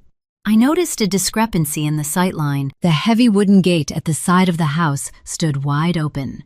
It swung gently in the evening breeze, creaking against the hinges. I always secure that latch with a heavy steel padlock. I set the glass down. The water rippled inside the rim. I did not turn on the interior kitchen lights. I stepped back into the shadows of the hallway, letting my eyes adjust to the fading twilight outside. A motion sensor floodlight, mounted near the roofline, flared to life, washing the patio in a stark, blinding white glare. 3 figures stood on the stamped concrete just outside my sliding glass door. My mother clutched her expensive trench coat around her shoulders, shivering in the cold air. My father stood beside her, his shoulders slumped, his face drawn and desperate from the social excommunication he endured over the weekend. They looked like refugees seeking asylum, but their presence was a calculated intrusion. Tyler stood at the front of the group. He did not look desperate. He looked lethal. He wore a dark jacket pulled tight against the wind. His jaw was clenched, his eyes locked onto the dark glass of my kitchen door. He was no longer trying to charm his way into my life. The veneer of the successful entrepreneur had shattered entirely, leaving only the raw, exposed nerve of a predator running out of time and options. I stepped closer to the glass. The biometric locks on the sliding door held firm, but physical barriers only delay the inevitable when an intruder is motivated by impending ruin. Tyler raised his right hand. The glare of the floodlight reflected off the object he gripped tight in his fist. It was a solid steel crowbar. He tapped the curved metal edge against the reinforced glass. The sharp clinking sound pierced the silence of the backyard. He was sending a message. The era of subtle financial manipulation and digital forgery was over. They had breached the perimeter of my sanctuary.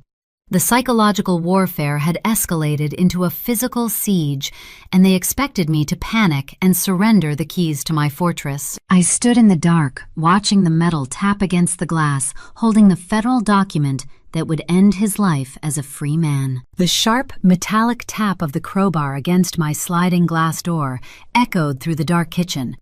In a standard suburban household, a masked intruder or a hostile relative wielding a steel tool triggers an immediate panic response. Adrenaline floods the system. The homeowner dials emergency services and begs for intervention. I did not touch my phone to call the police.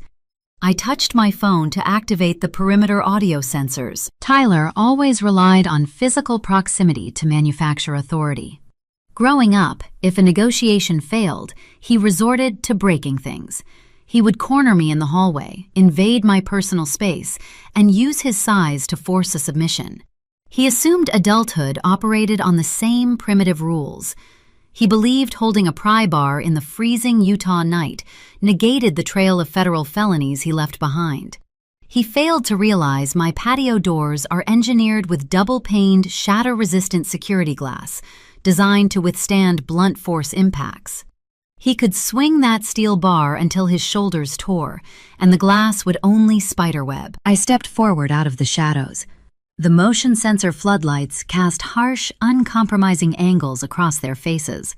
My mother looked frail, wrapping her arms around her designer coat. The chill of the evening was finally piercing the artificial reality Tyler constructed for her.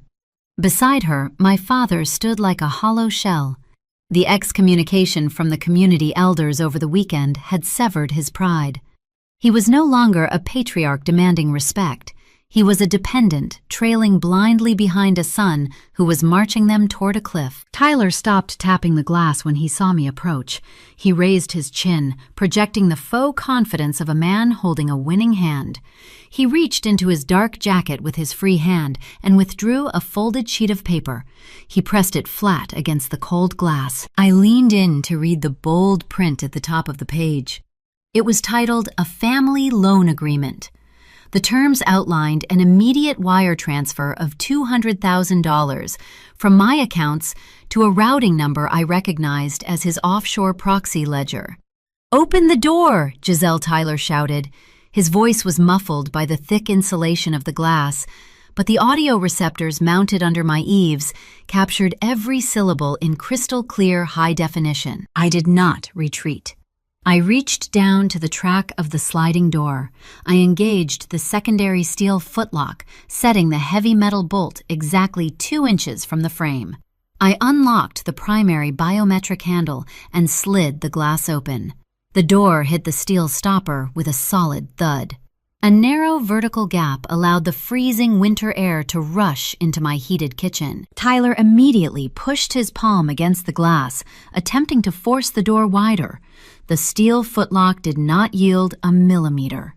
He grunted in frustration, his polished veneer cracking under the physical resistance. "Sign the transfer," he demanded, his breath forming small clouds in the frigid gap between us.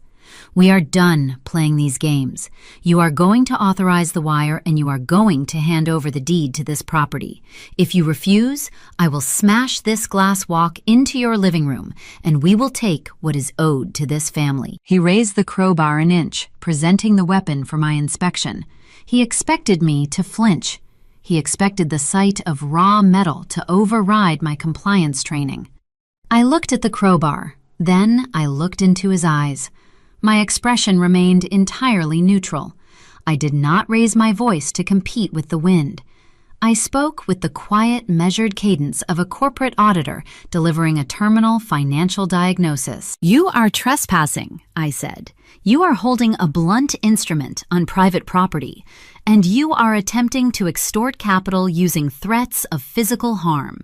Every word you just spoke is currently being recorded by the security array above your head and uploaded to an encrypted cloud server." Tyler glanced up at the eaves. A flicker of hesitation crossed his face, but his arrogance quickly smothered the doubt. "You think I care about a camera?" he sneered. "A camera does not stop this metal bar. Sign the document." I reached into my leather briefcase resting on the kitchen island. I bypassed the fraudulent loan agreement he was attempting to slide through the gap. Instead, I retrieved the formal notice drafted by Marcus Sterling just hours prior. The paper bore the embossed seal of a federal litigation firm. I folded it precisely down the middle and slipped it through the 2-inch opening. Tyler grabbed the paper. He stepped back, holding it under the glare of the floodlights to read the header. I watched his eyes scan the opening paragraph. The legal terminology was dense, uncompromising, and lethal. It was a formal cease and desist order detailing the exact statutes of the postal theft and the bank fraud he orchestrated. "You have exactly 7 days," I told him, keeping my tone perfectly flat.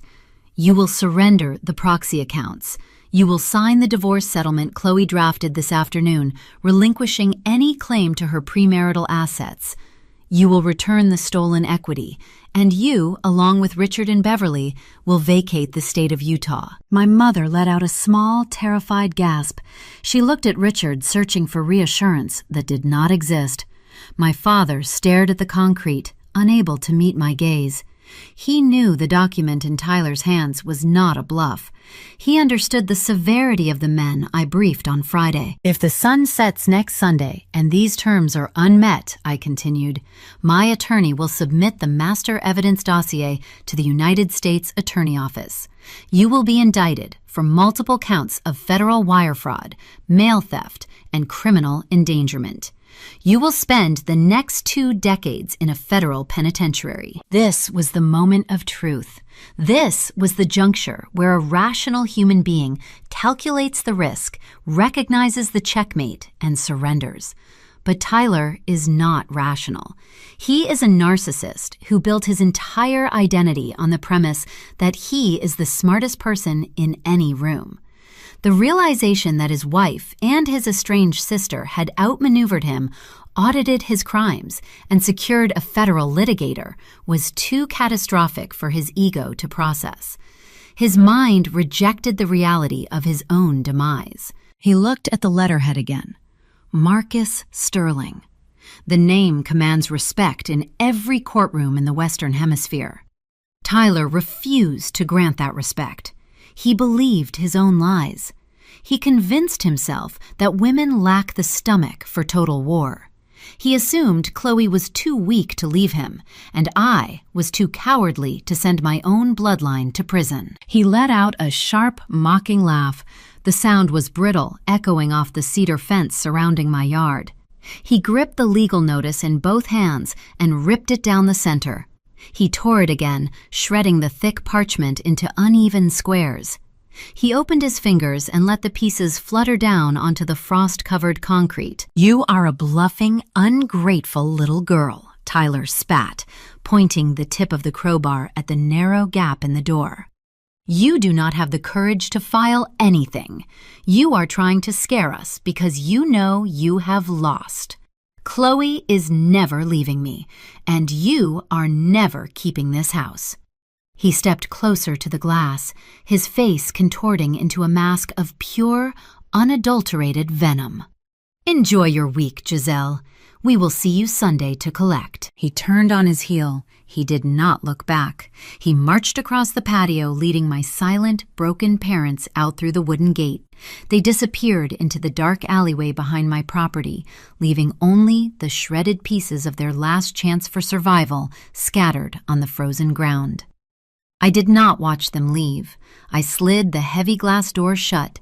I engaged the primary biometric lock and stepped away from the cold pain. Tyler had just made the final fatal calculation of his life. He chose to ignore the warning. He chose to maintain his posture of dominance rather than save his own freedom. He believed he could march up to my front door next weekend and force a surrender through sheer intimidation. He set the stage for his own absolute destruction. I walked back to my home office.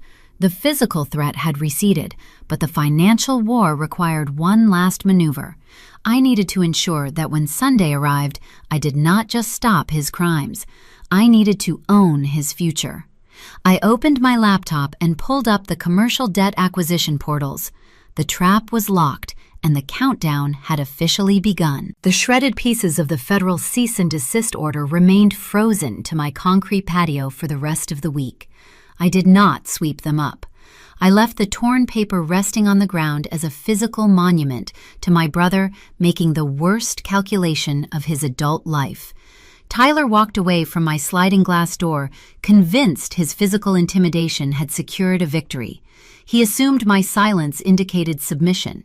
He believed I was spending the 7-day countdown, packing my belongings, and preparing to surrender the deed to my Sandy property. He was mistaken. I was not packing my bags.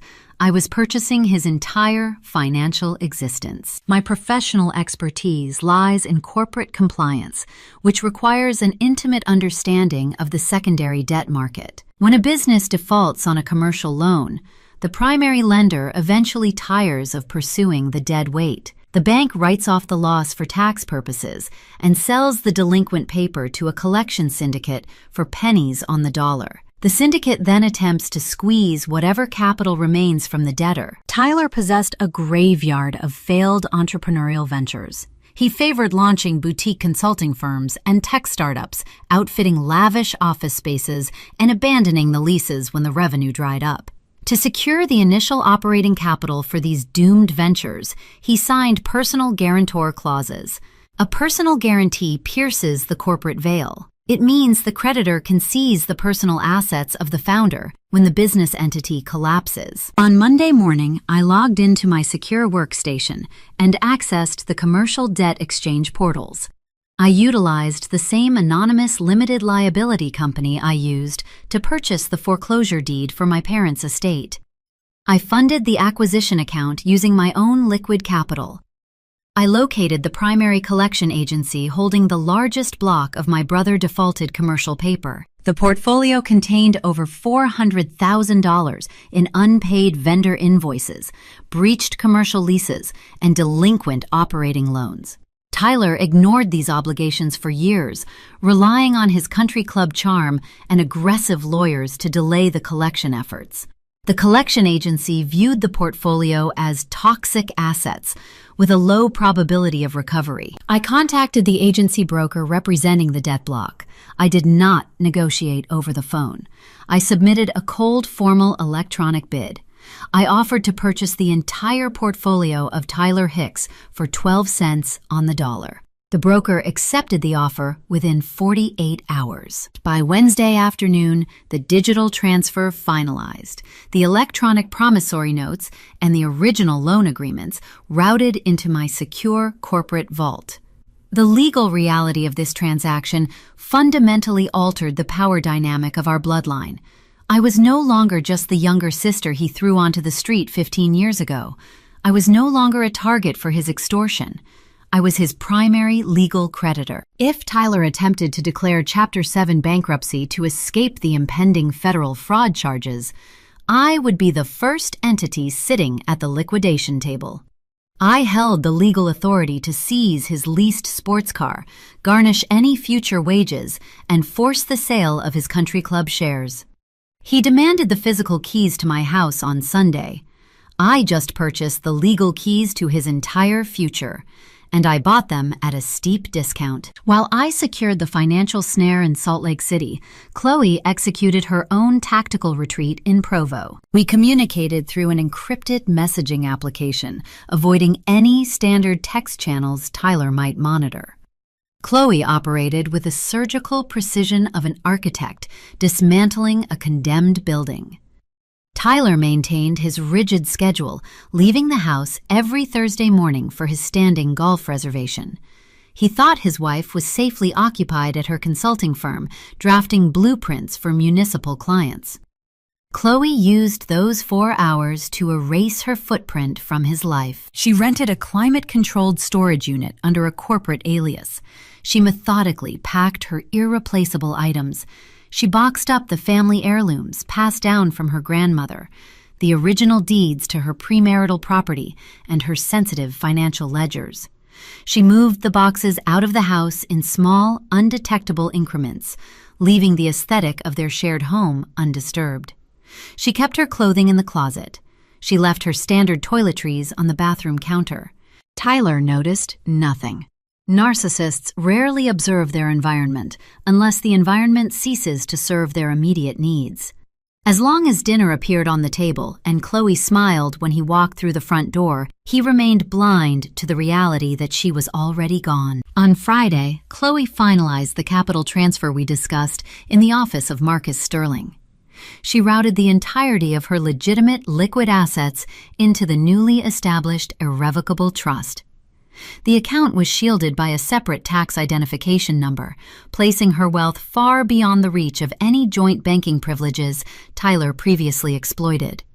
If he attempted to access her savings to fund his escape plan, his screen would simply display a zero balance. The weekend arrived with a hollow, suffocating silence. The rented motorhome did not return to my street. My phone did not vibrate with notifications from the manipulated extended family. Tyler and my parents were holding their breath, waiting for Sunday evening to fall. They spent the weekend sharpening their sense of entitlement, likely celebrating their perceived triumph.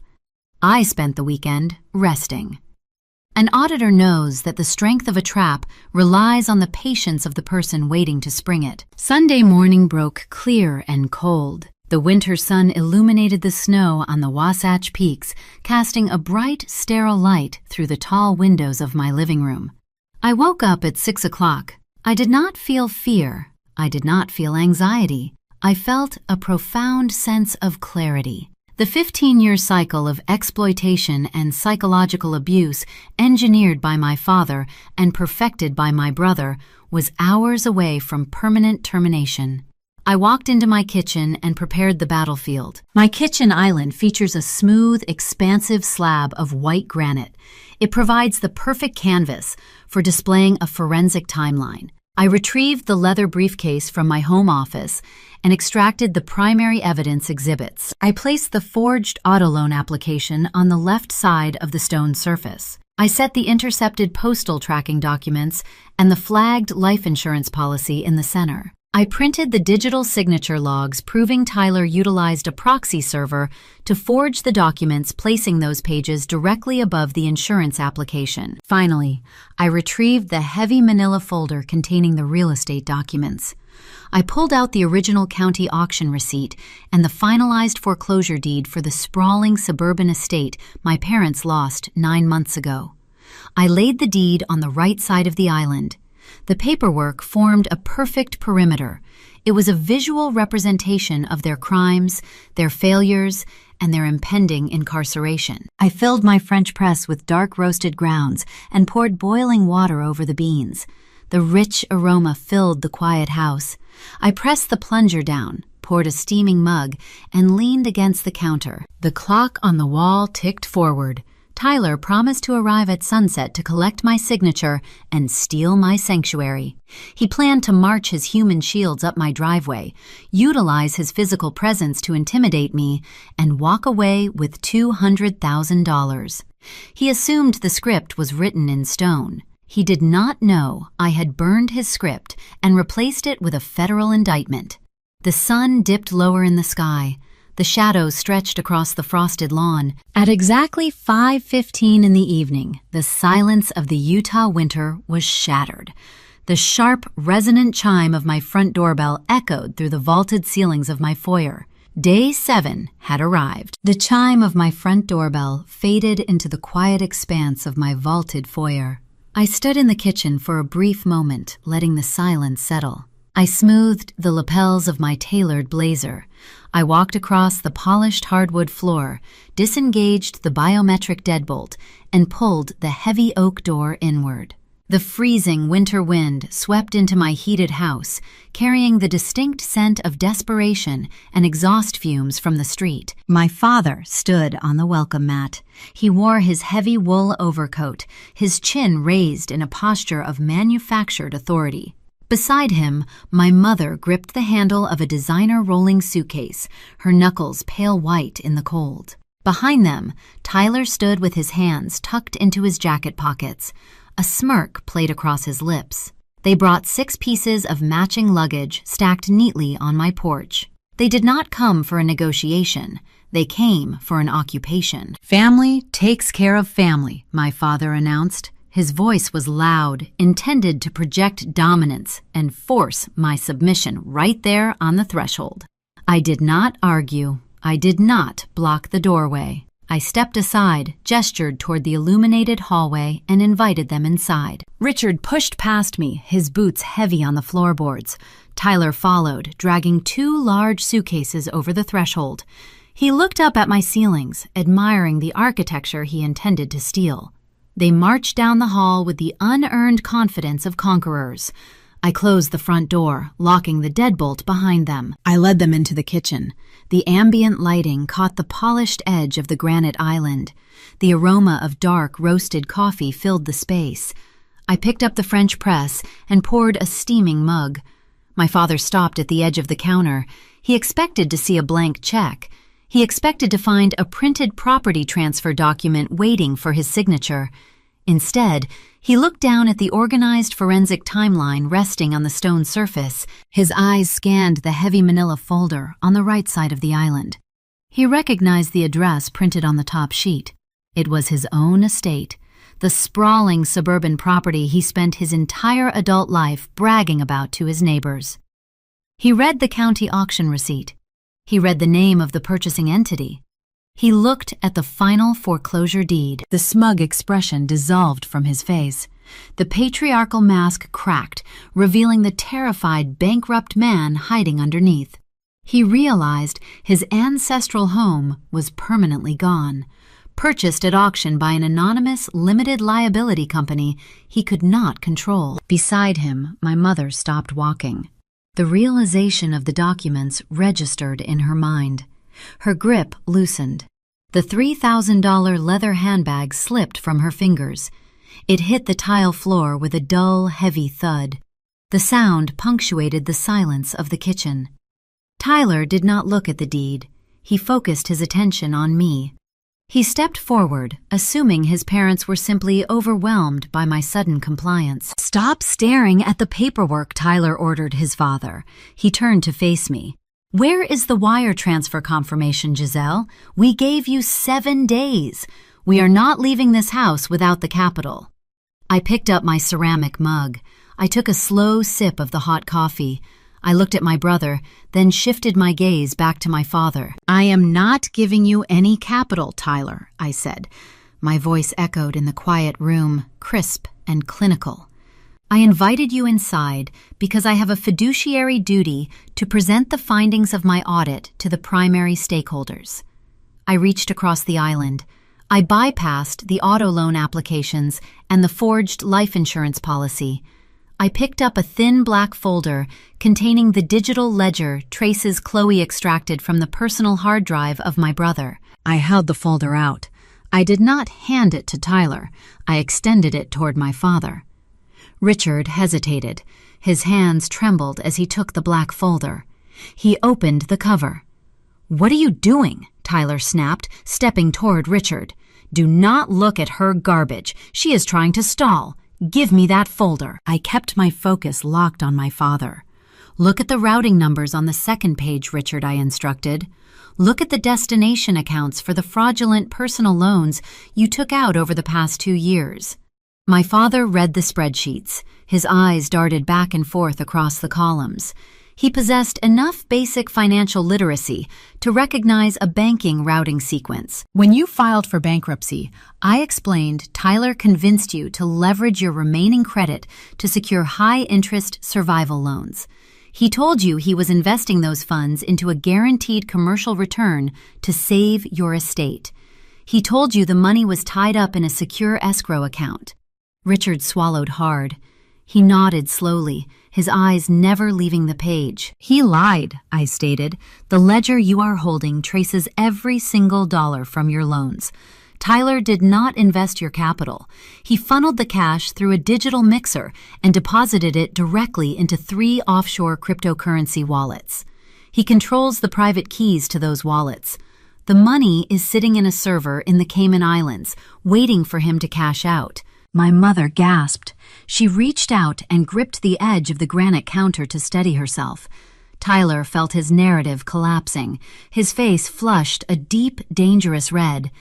"She is fabricating those documents," Tyler yelled, stepping between Richard and the island. "She generated fake spreadsheets to turn us against each other. She is an auditor. She manipulates data." Tyler reached for the papers, but Richard pulled them back out of reach. My father continued reading. He saw the dates of the transfers. He saw the exact dollar amounts, matching his loan disbursements perfectly. "The financial theft is only the prologue." I continued, my tone dropping to a quiet, lethal register. Tyler knew the collection agencies were closing in on his commercial debt. He knew your bankruptcy offered 0 protection against his own failing businesses. He needed a scapegoat. He needed someone to take the federal fall when the authorities eventually unraveled his fraud. I pointed to the forged auto application and the flagged life insurance policy resting on the counter. Look at the physical signatures on those documents, I told Richard. Tyler orchestrated the identity theft against me, but he made sure your hand held the pen. He directed you to sign the physical paperwork. He directed Beverly to submit the change of address form to the Postal Service. He insulated himself entirely. The architecture of the betrayal became visible to the naked eye. Tyler was the architect, but he ensured his fingerprints never touched the final blueprints. When the federal indictments dropped for bank fraud and mail theft, I said the United States Attorney will trace the physical evidence directly to you and Beverly. You are the named applicants. You are the physical signers. The sentencing guidelines for these federal offenses require a mandatory minimum of 15 years in a penitentiary. Tyler planned to let you rot in a federal cell while he fled the jurisdiction with your stolen loan money. The kitchen fell into a suffocating, paralyzing silence. The dynamic of our entire family history shattered into dust. For 34 years, Tyler was the golden child. He was the brilliant son, the heir apparent who could do no wrong. My parents sacrificed their home, their retirement, and their relationship with their daughter to fund his endless ambition. They forgave his failures, they excused his temper, they believed his lies. Now Richard held the undeniable proof that his idolized son viewed him as disposable collateral. My father looked up from the black folder. He looked at Tyler. The fear in his eyes vanished, replaced by a visceral, primitive betrayal. The man who threw me onto the street at 19 suddenly realized he had backed the wrong child. He traded his daughter for a son who was currently feeding him to the wolves to save himself. Tyler, Richard whispered, his voice cracking under the weight of the revelation. You set us up. You stole the loan money. Dad, listen to me, Tyler pleaded, his arrogant facade crumbling into genuine panic. You cannot trust anything on that counter. We came here to get our house. We need to focus on the plan. There is no plan, Richard roared. The sudden explosion of sound rattled the coffee mugs on the counter. My father lunged forward with raw force. He dropped the black folder and grabbed Tyler by the lapels of his dark winter jacket. The impact drove Tyler backward into the stainless steel refrigerator. The heavy metal dented inward under their combined weight. Richard slammed his son against the appliance. You were going to let me go to prison, Richard screamed, spittle flying from his lips. I lost my house for you. I ruined my name for you. My mother let out a piercing, hysterical shriek. She covered her face with her hands, collapsing against the side of the kitchen island, unable to process the physical altercation erupting in her perfect family. Tyler shoved his father away, breaking the grip on his jacket with a sharp thrust. He stumbled sideways, breathing heavily. He looked at Richard, then looked at Beverly weeping on the floor. He realized he had lost his human shields. His parents were no longer compliant pawns. They were hostile witnesses holding the physical proof of his offshore accounts. He turned to me. His eyes were wide, darting toward the exits. The realization of his complete isolation crashed down upon him. He had no leverage. He had no allies. He had no money. I owned his commercial debt, and I possessed the federal evidence required to bury him. Tyler did not attempt to argue. He did not offer another threat. The instinct for self-preservation overrode his ego entirely. He spun around, his boots slipping momentarily on the polished hardwood floor, and scrambled toward the illuminated hallway leading to the front door. He abandoned his suitcases. He abandoned his weeping mother. He abandoned the father he just betrayed. He ran toward the exit, desperate to escape the trap I built inside my home. I set my coffee mug down on the granite counter. I did not chase him. I did not call out his name. I watched him sprint down the hall, knowing exactly who was waiting for him on the other side of that heavy oak door. Tyler scrambled down the hallway. His leather boots slipped against the polished oak planks. He reached the entryway and grasped the heavy brass handle. He expected the dark, empty street. He expected a clear path to his leased sports sedan and a swift escape into the sprawling Salt Lake Valley. He disengaged the lock and threw the heavy panel open. The freezing winter wind swept across the threshold, but the path was not clear. Chloe stood on the concrete porch. She wore a tailored charcoal trench coat, her collar turned up against the biting frost. The soft glow of the amber exterior light illuminated her features. She did not look like the compliant, isolated spouse Tyler left behind that morning. Her posture radiated an unyielding, glacial authority. She held a thick stack of legal documents pressed against her chest. Tyler froze. The sudden appearance of his wife derailed his frantic momentum. He let out a breathless, nervous chuckle, attempting to summon the charismatic persona he always used to manipulate her reality. "Chloe, honey, what are you doing here?" he stammered, stepping onto the mat. "We need to leave right now. Giselle is trying to frame us. We have to get to the car." Chloe did not move. She did not blink. She looked at the man she married with the clinical detachment of a scientist observing a failed experiment. "I am not going anywhere with you, Tyler," she said. Her voice cut through the cold air, sharp and resonant. "I spent the weekend reviewing the digital ledgers you hid on your hard drive. I saw the offshore cryptocurrency transfers. I saw the fraudulent equity line you secured against my home. I know exactly who you are." Tyler opened his mouth to deploy another lie, but Chloe stepped forward and slammed the thick stack of legal filings directly against his chest. Instinct forced him to grab the papers before they fell. "Those are the finalized divorce petitions," Chloe stated, keeping her eyes locked onto his. "Accompanying them is a civil lawsuit for systemic financial fraud and asset misappropriation. I transferred every legitimate dollar I earned into an irrevocable trust yesterday afternoon. You do not have access to my bank accounts. You do not have access to my credit. You are walking away with nothing." Tyler stared at the stark black text on the top page. His breathing grew shallow.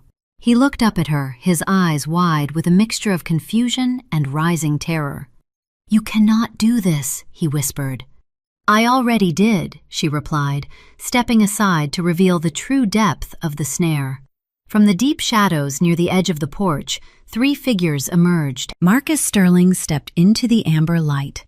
The federal litigator wore a pristine midnight overcoat. He carried a slim leather briefcase and exuded the undeniable aura of a predator who had cornered his prey. Flanking Marcus were 2 men wearing plainclothes tactical jackets. Silver badges hung from heavy lanyards around their necks. They were state fraud investigators, sworn officers holding active warrants. "Good evening," Tyler Marcus said, his baritone voice commanding the immediate space.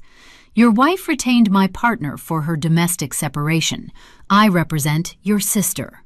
We spent the morning reviewing a substantial forensic dossier with the United States Attorney." Tyler took a step backward, his shoulder blades hitting the wooden frame of the doorway. The charismatic facade shattered, exposing the hollow core of a coward. "You have 0 leverage left," Marcus continued, delivering the tactical strikes with rhythmic precision. "Your offshore accounts are frozen, pending a federal inquiry. The Community Council excommunicated you on Friday, and before you consider filing for bankruptcy protection to stall the civil penalties, you should understand the current status of your commercial obligations." Marcus gestured toward the interior of the hallway, where I now stood observing the confrontation. "Your sister utilized a private limited liability company to purchase your entire delinquent debt portfolio," Marcus explained. "She acquired the vendor invoices, the breached leases, and your operational loans. She is your primary secured creditor. Every physical asset you possess, including the vehicle parked at the curb, now legally belongs to her firm." Tyler looked at me. The reality of his total subjugation finally pierced his ego. I did not just defeat his extortion attempt. I owned his past, his present, and his future. He possessed no wealth, no family, and no sanctuary. The state investigators moved forward, their boots crunching on the frost-covered walkway. The lead officer unclipped a pair of steel handcuffs from his tactical belt. "Tyler Hicks, the investigator," announced, his tone devoid of any emotion. "You are being detained on preliminary charges of felony bank fraud, identity theft, and criminal forgery." The sight of the metal restraints triggered a primal, pathetic panic inside my brother. He realized his bespoke suits and his country club memberships could not shield him from a concrete cell. The instinct for self-preservation consumed whatever residual loyalty he held for his bloodline. He spun around, facing the interior of my foyer. He pointed a trembling finger down the illuminated hallway. "It was not my idea," Tyler screamed, his voice cracking into a high, hysterical pitch. "It was her. My mother orchestrated the entire scheme." Beverly stood near the entrance of the kitchen, her hands covering her mouth. Richard stood beside her, still clutching the county auction receipt. They watched their golden child unravel. "She executed the postal redirect," Tyler yelled, stepping toward the officers and gesturing frantically toward Beverly. "She stole the mail." Richard signed the vehicle applications. They were bankrupt and desperate. "I just gave them financial advice. I did not forge anything." "They used the virtual private network. They set up the proxy accounts. You have to arrest them." The sheer depravity of his betrayal hung in the freezing air. He was actively offering his elderly parents to the penal system in a desperate bid to purchase his own freedom. He was willing to watch his mother die in a federal penitentiary if it meant he could escape the consequences of his own greed. Beverly heard every word. The illusion she maintained for 34 years shattered into jagged, irreparable fragments. The son she idolized, the boy she sacrificed her own daughter to protect, was begging law enforcement to lock her in a cage. Her knees buckled. She collapsed onto the hardwood floor, emitting a guttural, agonizing sob. She folded inward, clutching her chest, as the psychological devastation tore through her nervous system. She traded her innocent daughter for a parasite, and the parasite had just consumed her. Richard did not move to comfort his weeping wife. He stood paralyzed. His eyes were vacant, staring straight ahead at nothing. He held the foreclosure deed to a house he no longer owned, listening to his only son condemn him to a prison sentence. The patriarchal authority he wielded like a weapon his entire life was reduced to ash. He was a broken, destitute old man standing in the hallway of the daughter he discarded. The lead investigator did not entertain the frantic accusations. He grabbed Tyler by the right bicep, spinning him around with practiced, effortless force. He pushed Tyler against the brick facade of my home. "You have the right to remain silent," the officer recited, pulling Tyler's arms behind his back. "Anything you say can and will be used against you in a court of law." The cold steel cuffs ratcheted tight around his wrists. The sharp mechanical clicking sound signaled the definitive end of his reign. Tyler stopped screaming.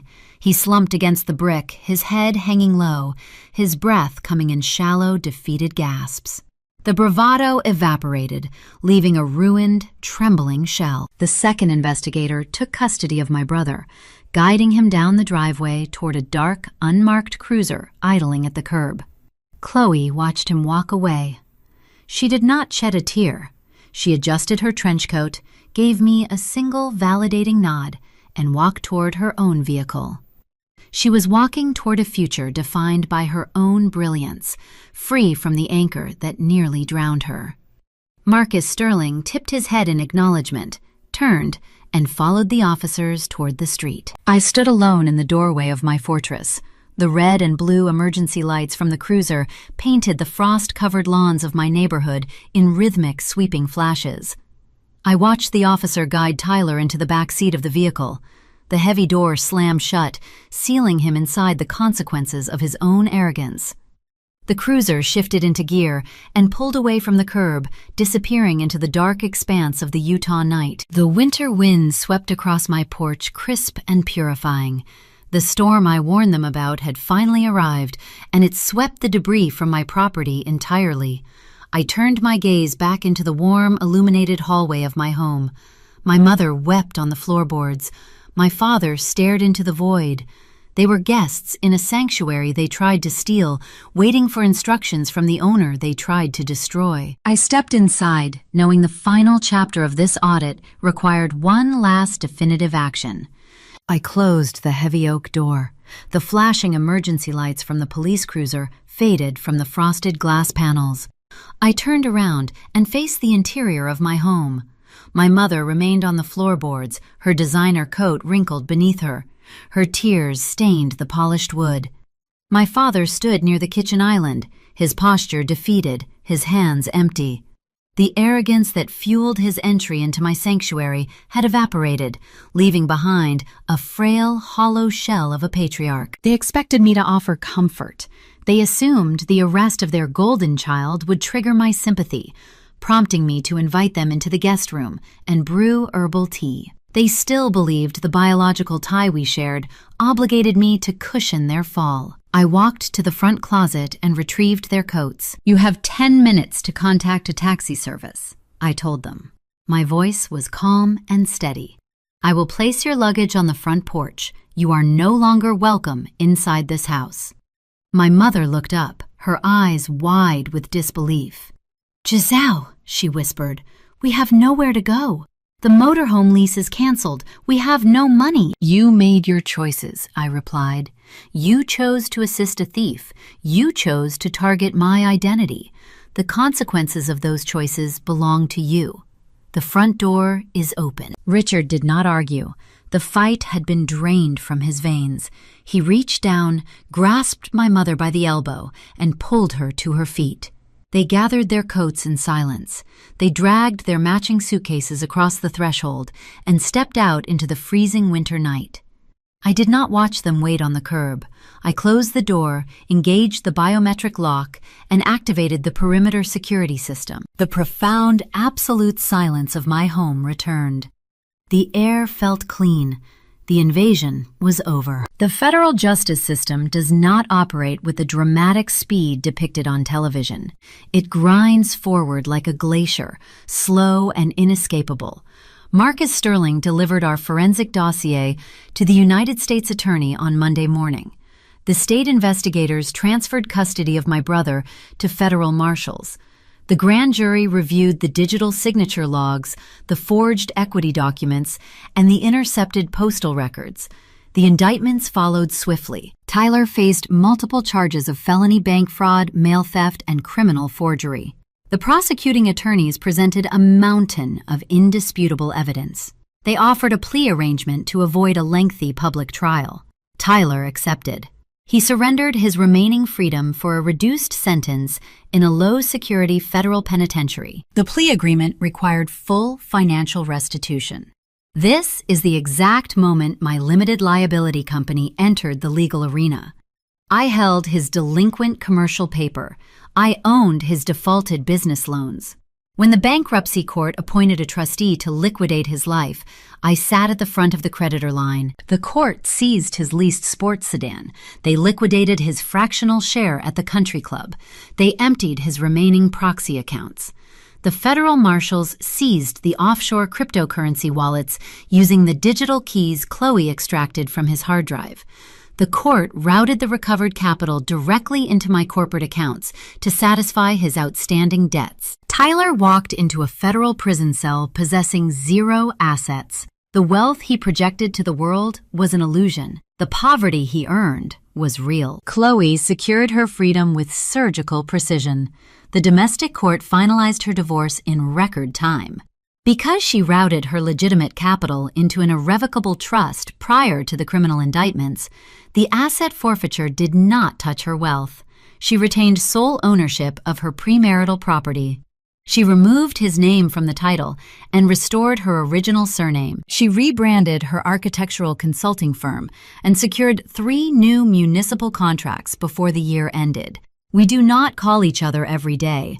We do not share holiday dinners, but we share a mutual respect forged in the fires of a shared battlefield. We are allies who survived the same predator. My parents faced the stark, unyielding reality of their actions. Their golden child attempted to offer them to the federal authorities to save his own skin. The community council enforced the social excommunication. The private equity investors severed all ties. Richard and Beverly possessed zero capital, zero credit, and zero social standing in the Salt Lake Valley. They applied for state assistance. The Regional Housing Authority processed their paperwork and placed them in a subsidized, low-income senior facility on the industrial side of the city. It is a sterile, concrete building with linoleum floors and fluorescent lighting. They demanded I surrender my vaulted ceilings and custom granite. They demanded I sacrifice my financial future to cover their mistakes and fund their illusions. Now they share 400 square feet of state-funded charity. They enabled a parasite for 3 decades, feeding his ego and excusing his cruelty. In a stroke of poetic justice, the parasite finally drained the host. They are living the exact life they tried to force upon me 15 years ago. I secured my digital perimeter. I placed a permanent lifetime freeze on my credit profile with all 3 major bureaus. If I need to open a new account or finance a vehicle, I utilize a secure PIN code to lift the restriction for a designated 24-hour window. It adds 10 minutes to my financial transactions. It is a minor inconvenience I gladly pay for absolute security. I upgraded my postal delivery to a secure commercial drop box. I maintain the biometric locks on my doors. My house remains a fortress. I monitor my ledgers with the same clinical precision I apply to my corporate healthcare audits. The numbers tell a story of stability. My retirement accounts compound undisturbed. My equity grows. I built this sanctuary brick by brick, and I hold the sole authority over who crosses the threshold. It is Sunday morning. I am sitting on my back patio holding a mug of dark roasted coffee. The winter frost has thawed, replaced by the early green buds of a Utah spring. The cedar fence surrounds my yard, providing an unbroken perimeter of privacy. The air is still. No one is tapping a steel crowbar against my glass door. No one is demanding I sign away my sanctuary. I reflect on the concept of family. Society teaches us that blood is a binding contract, an infinite obligation that supersedes logic and personal safety. We are conditioned to forgive toxic relatives because they share our genetics. We are told to absorb their financial abuse, their emotional manipulation, and their deceit to maintain the illusion of peace. That is a dangerous lie. Family is not a blank check for abuse. Shared DNA does not grant a license to steal, extort, or destroy. When someone looks at your hard work and calculates how to extract it for their own benefit, they cease to be a relative. They become a threat. Setting a firm boundary is not an act of revenge. It is an act of self-preservation. Refusing to set yourself on fire to keep toxic people warm is the most fundamental right you possess. I did not destroy my parents. I did not ruin my brother. I simply held up a mirror, presented the data, and allowed the legal system to process the reality they created. I protected the life I built from the people who tried to tear it down. I take a slow sip of my coffee. The silence of my home is profound, earned, and safe. If you have ever had to legally protect yourself from your own blood, drop a comment and tell me what boundary you finally enforced. And if you want to hear more stories of people taking their power back, hit subscribe. Remember, your name belongs to you. Nobody gets to borrow it without asking.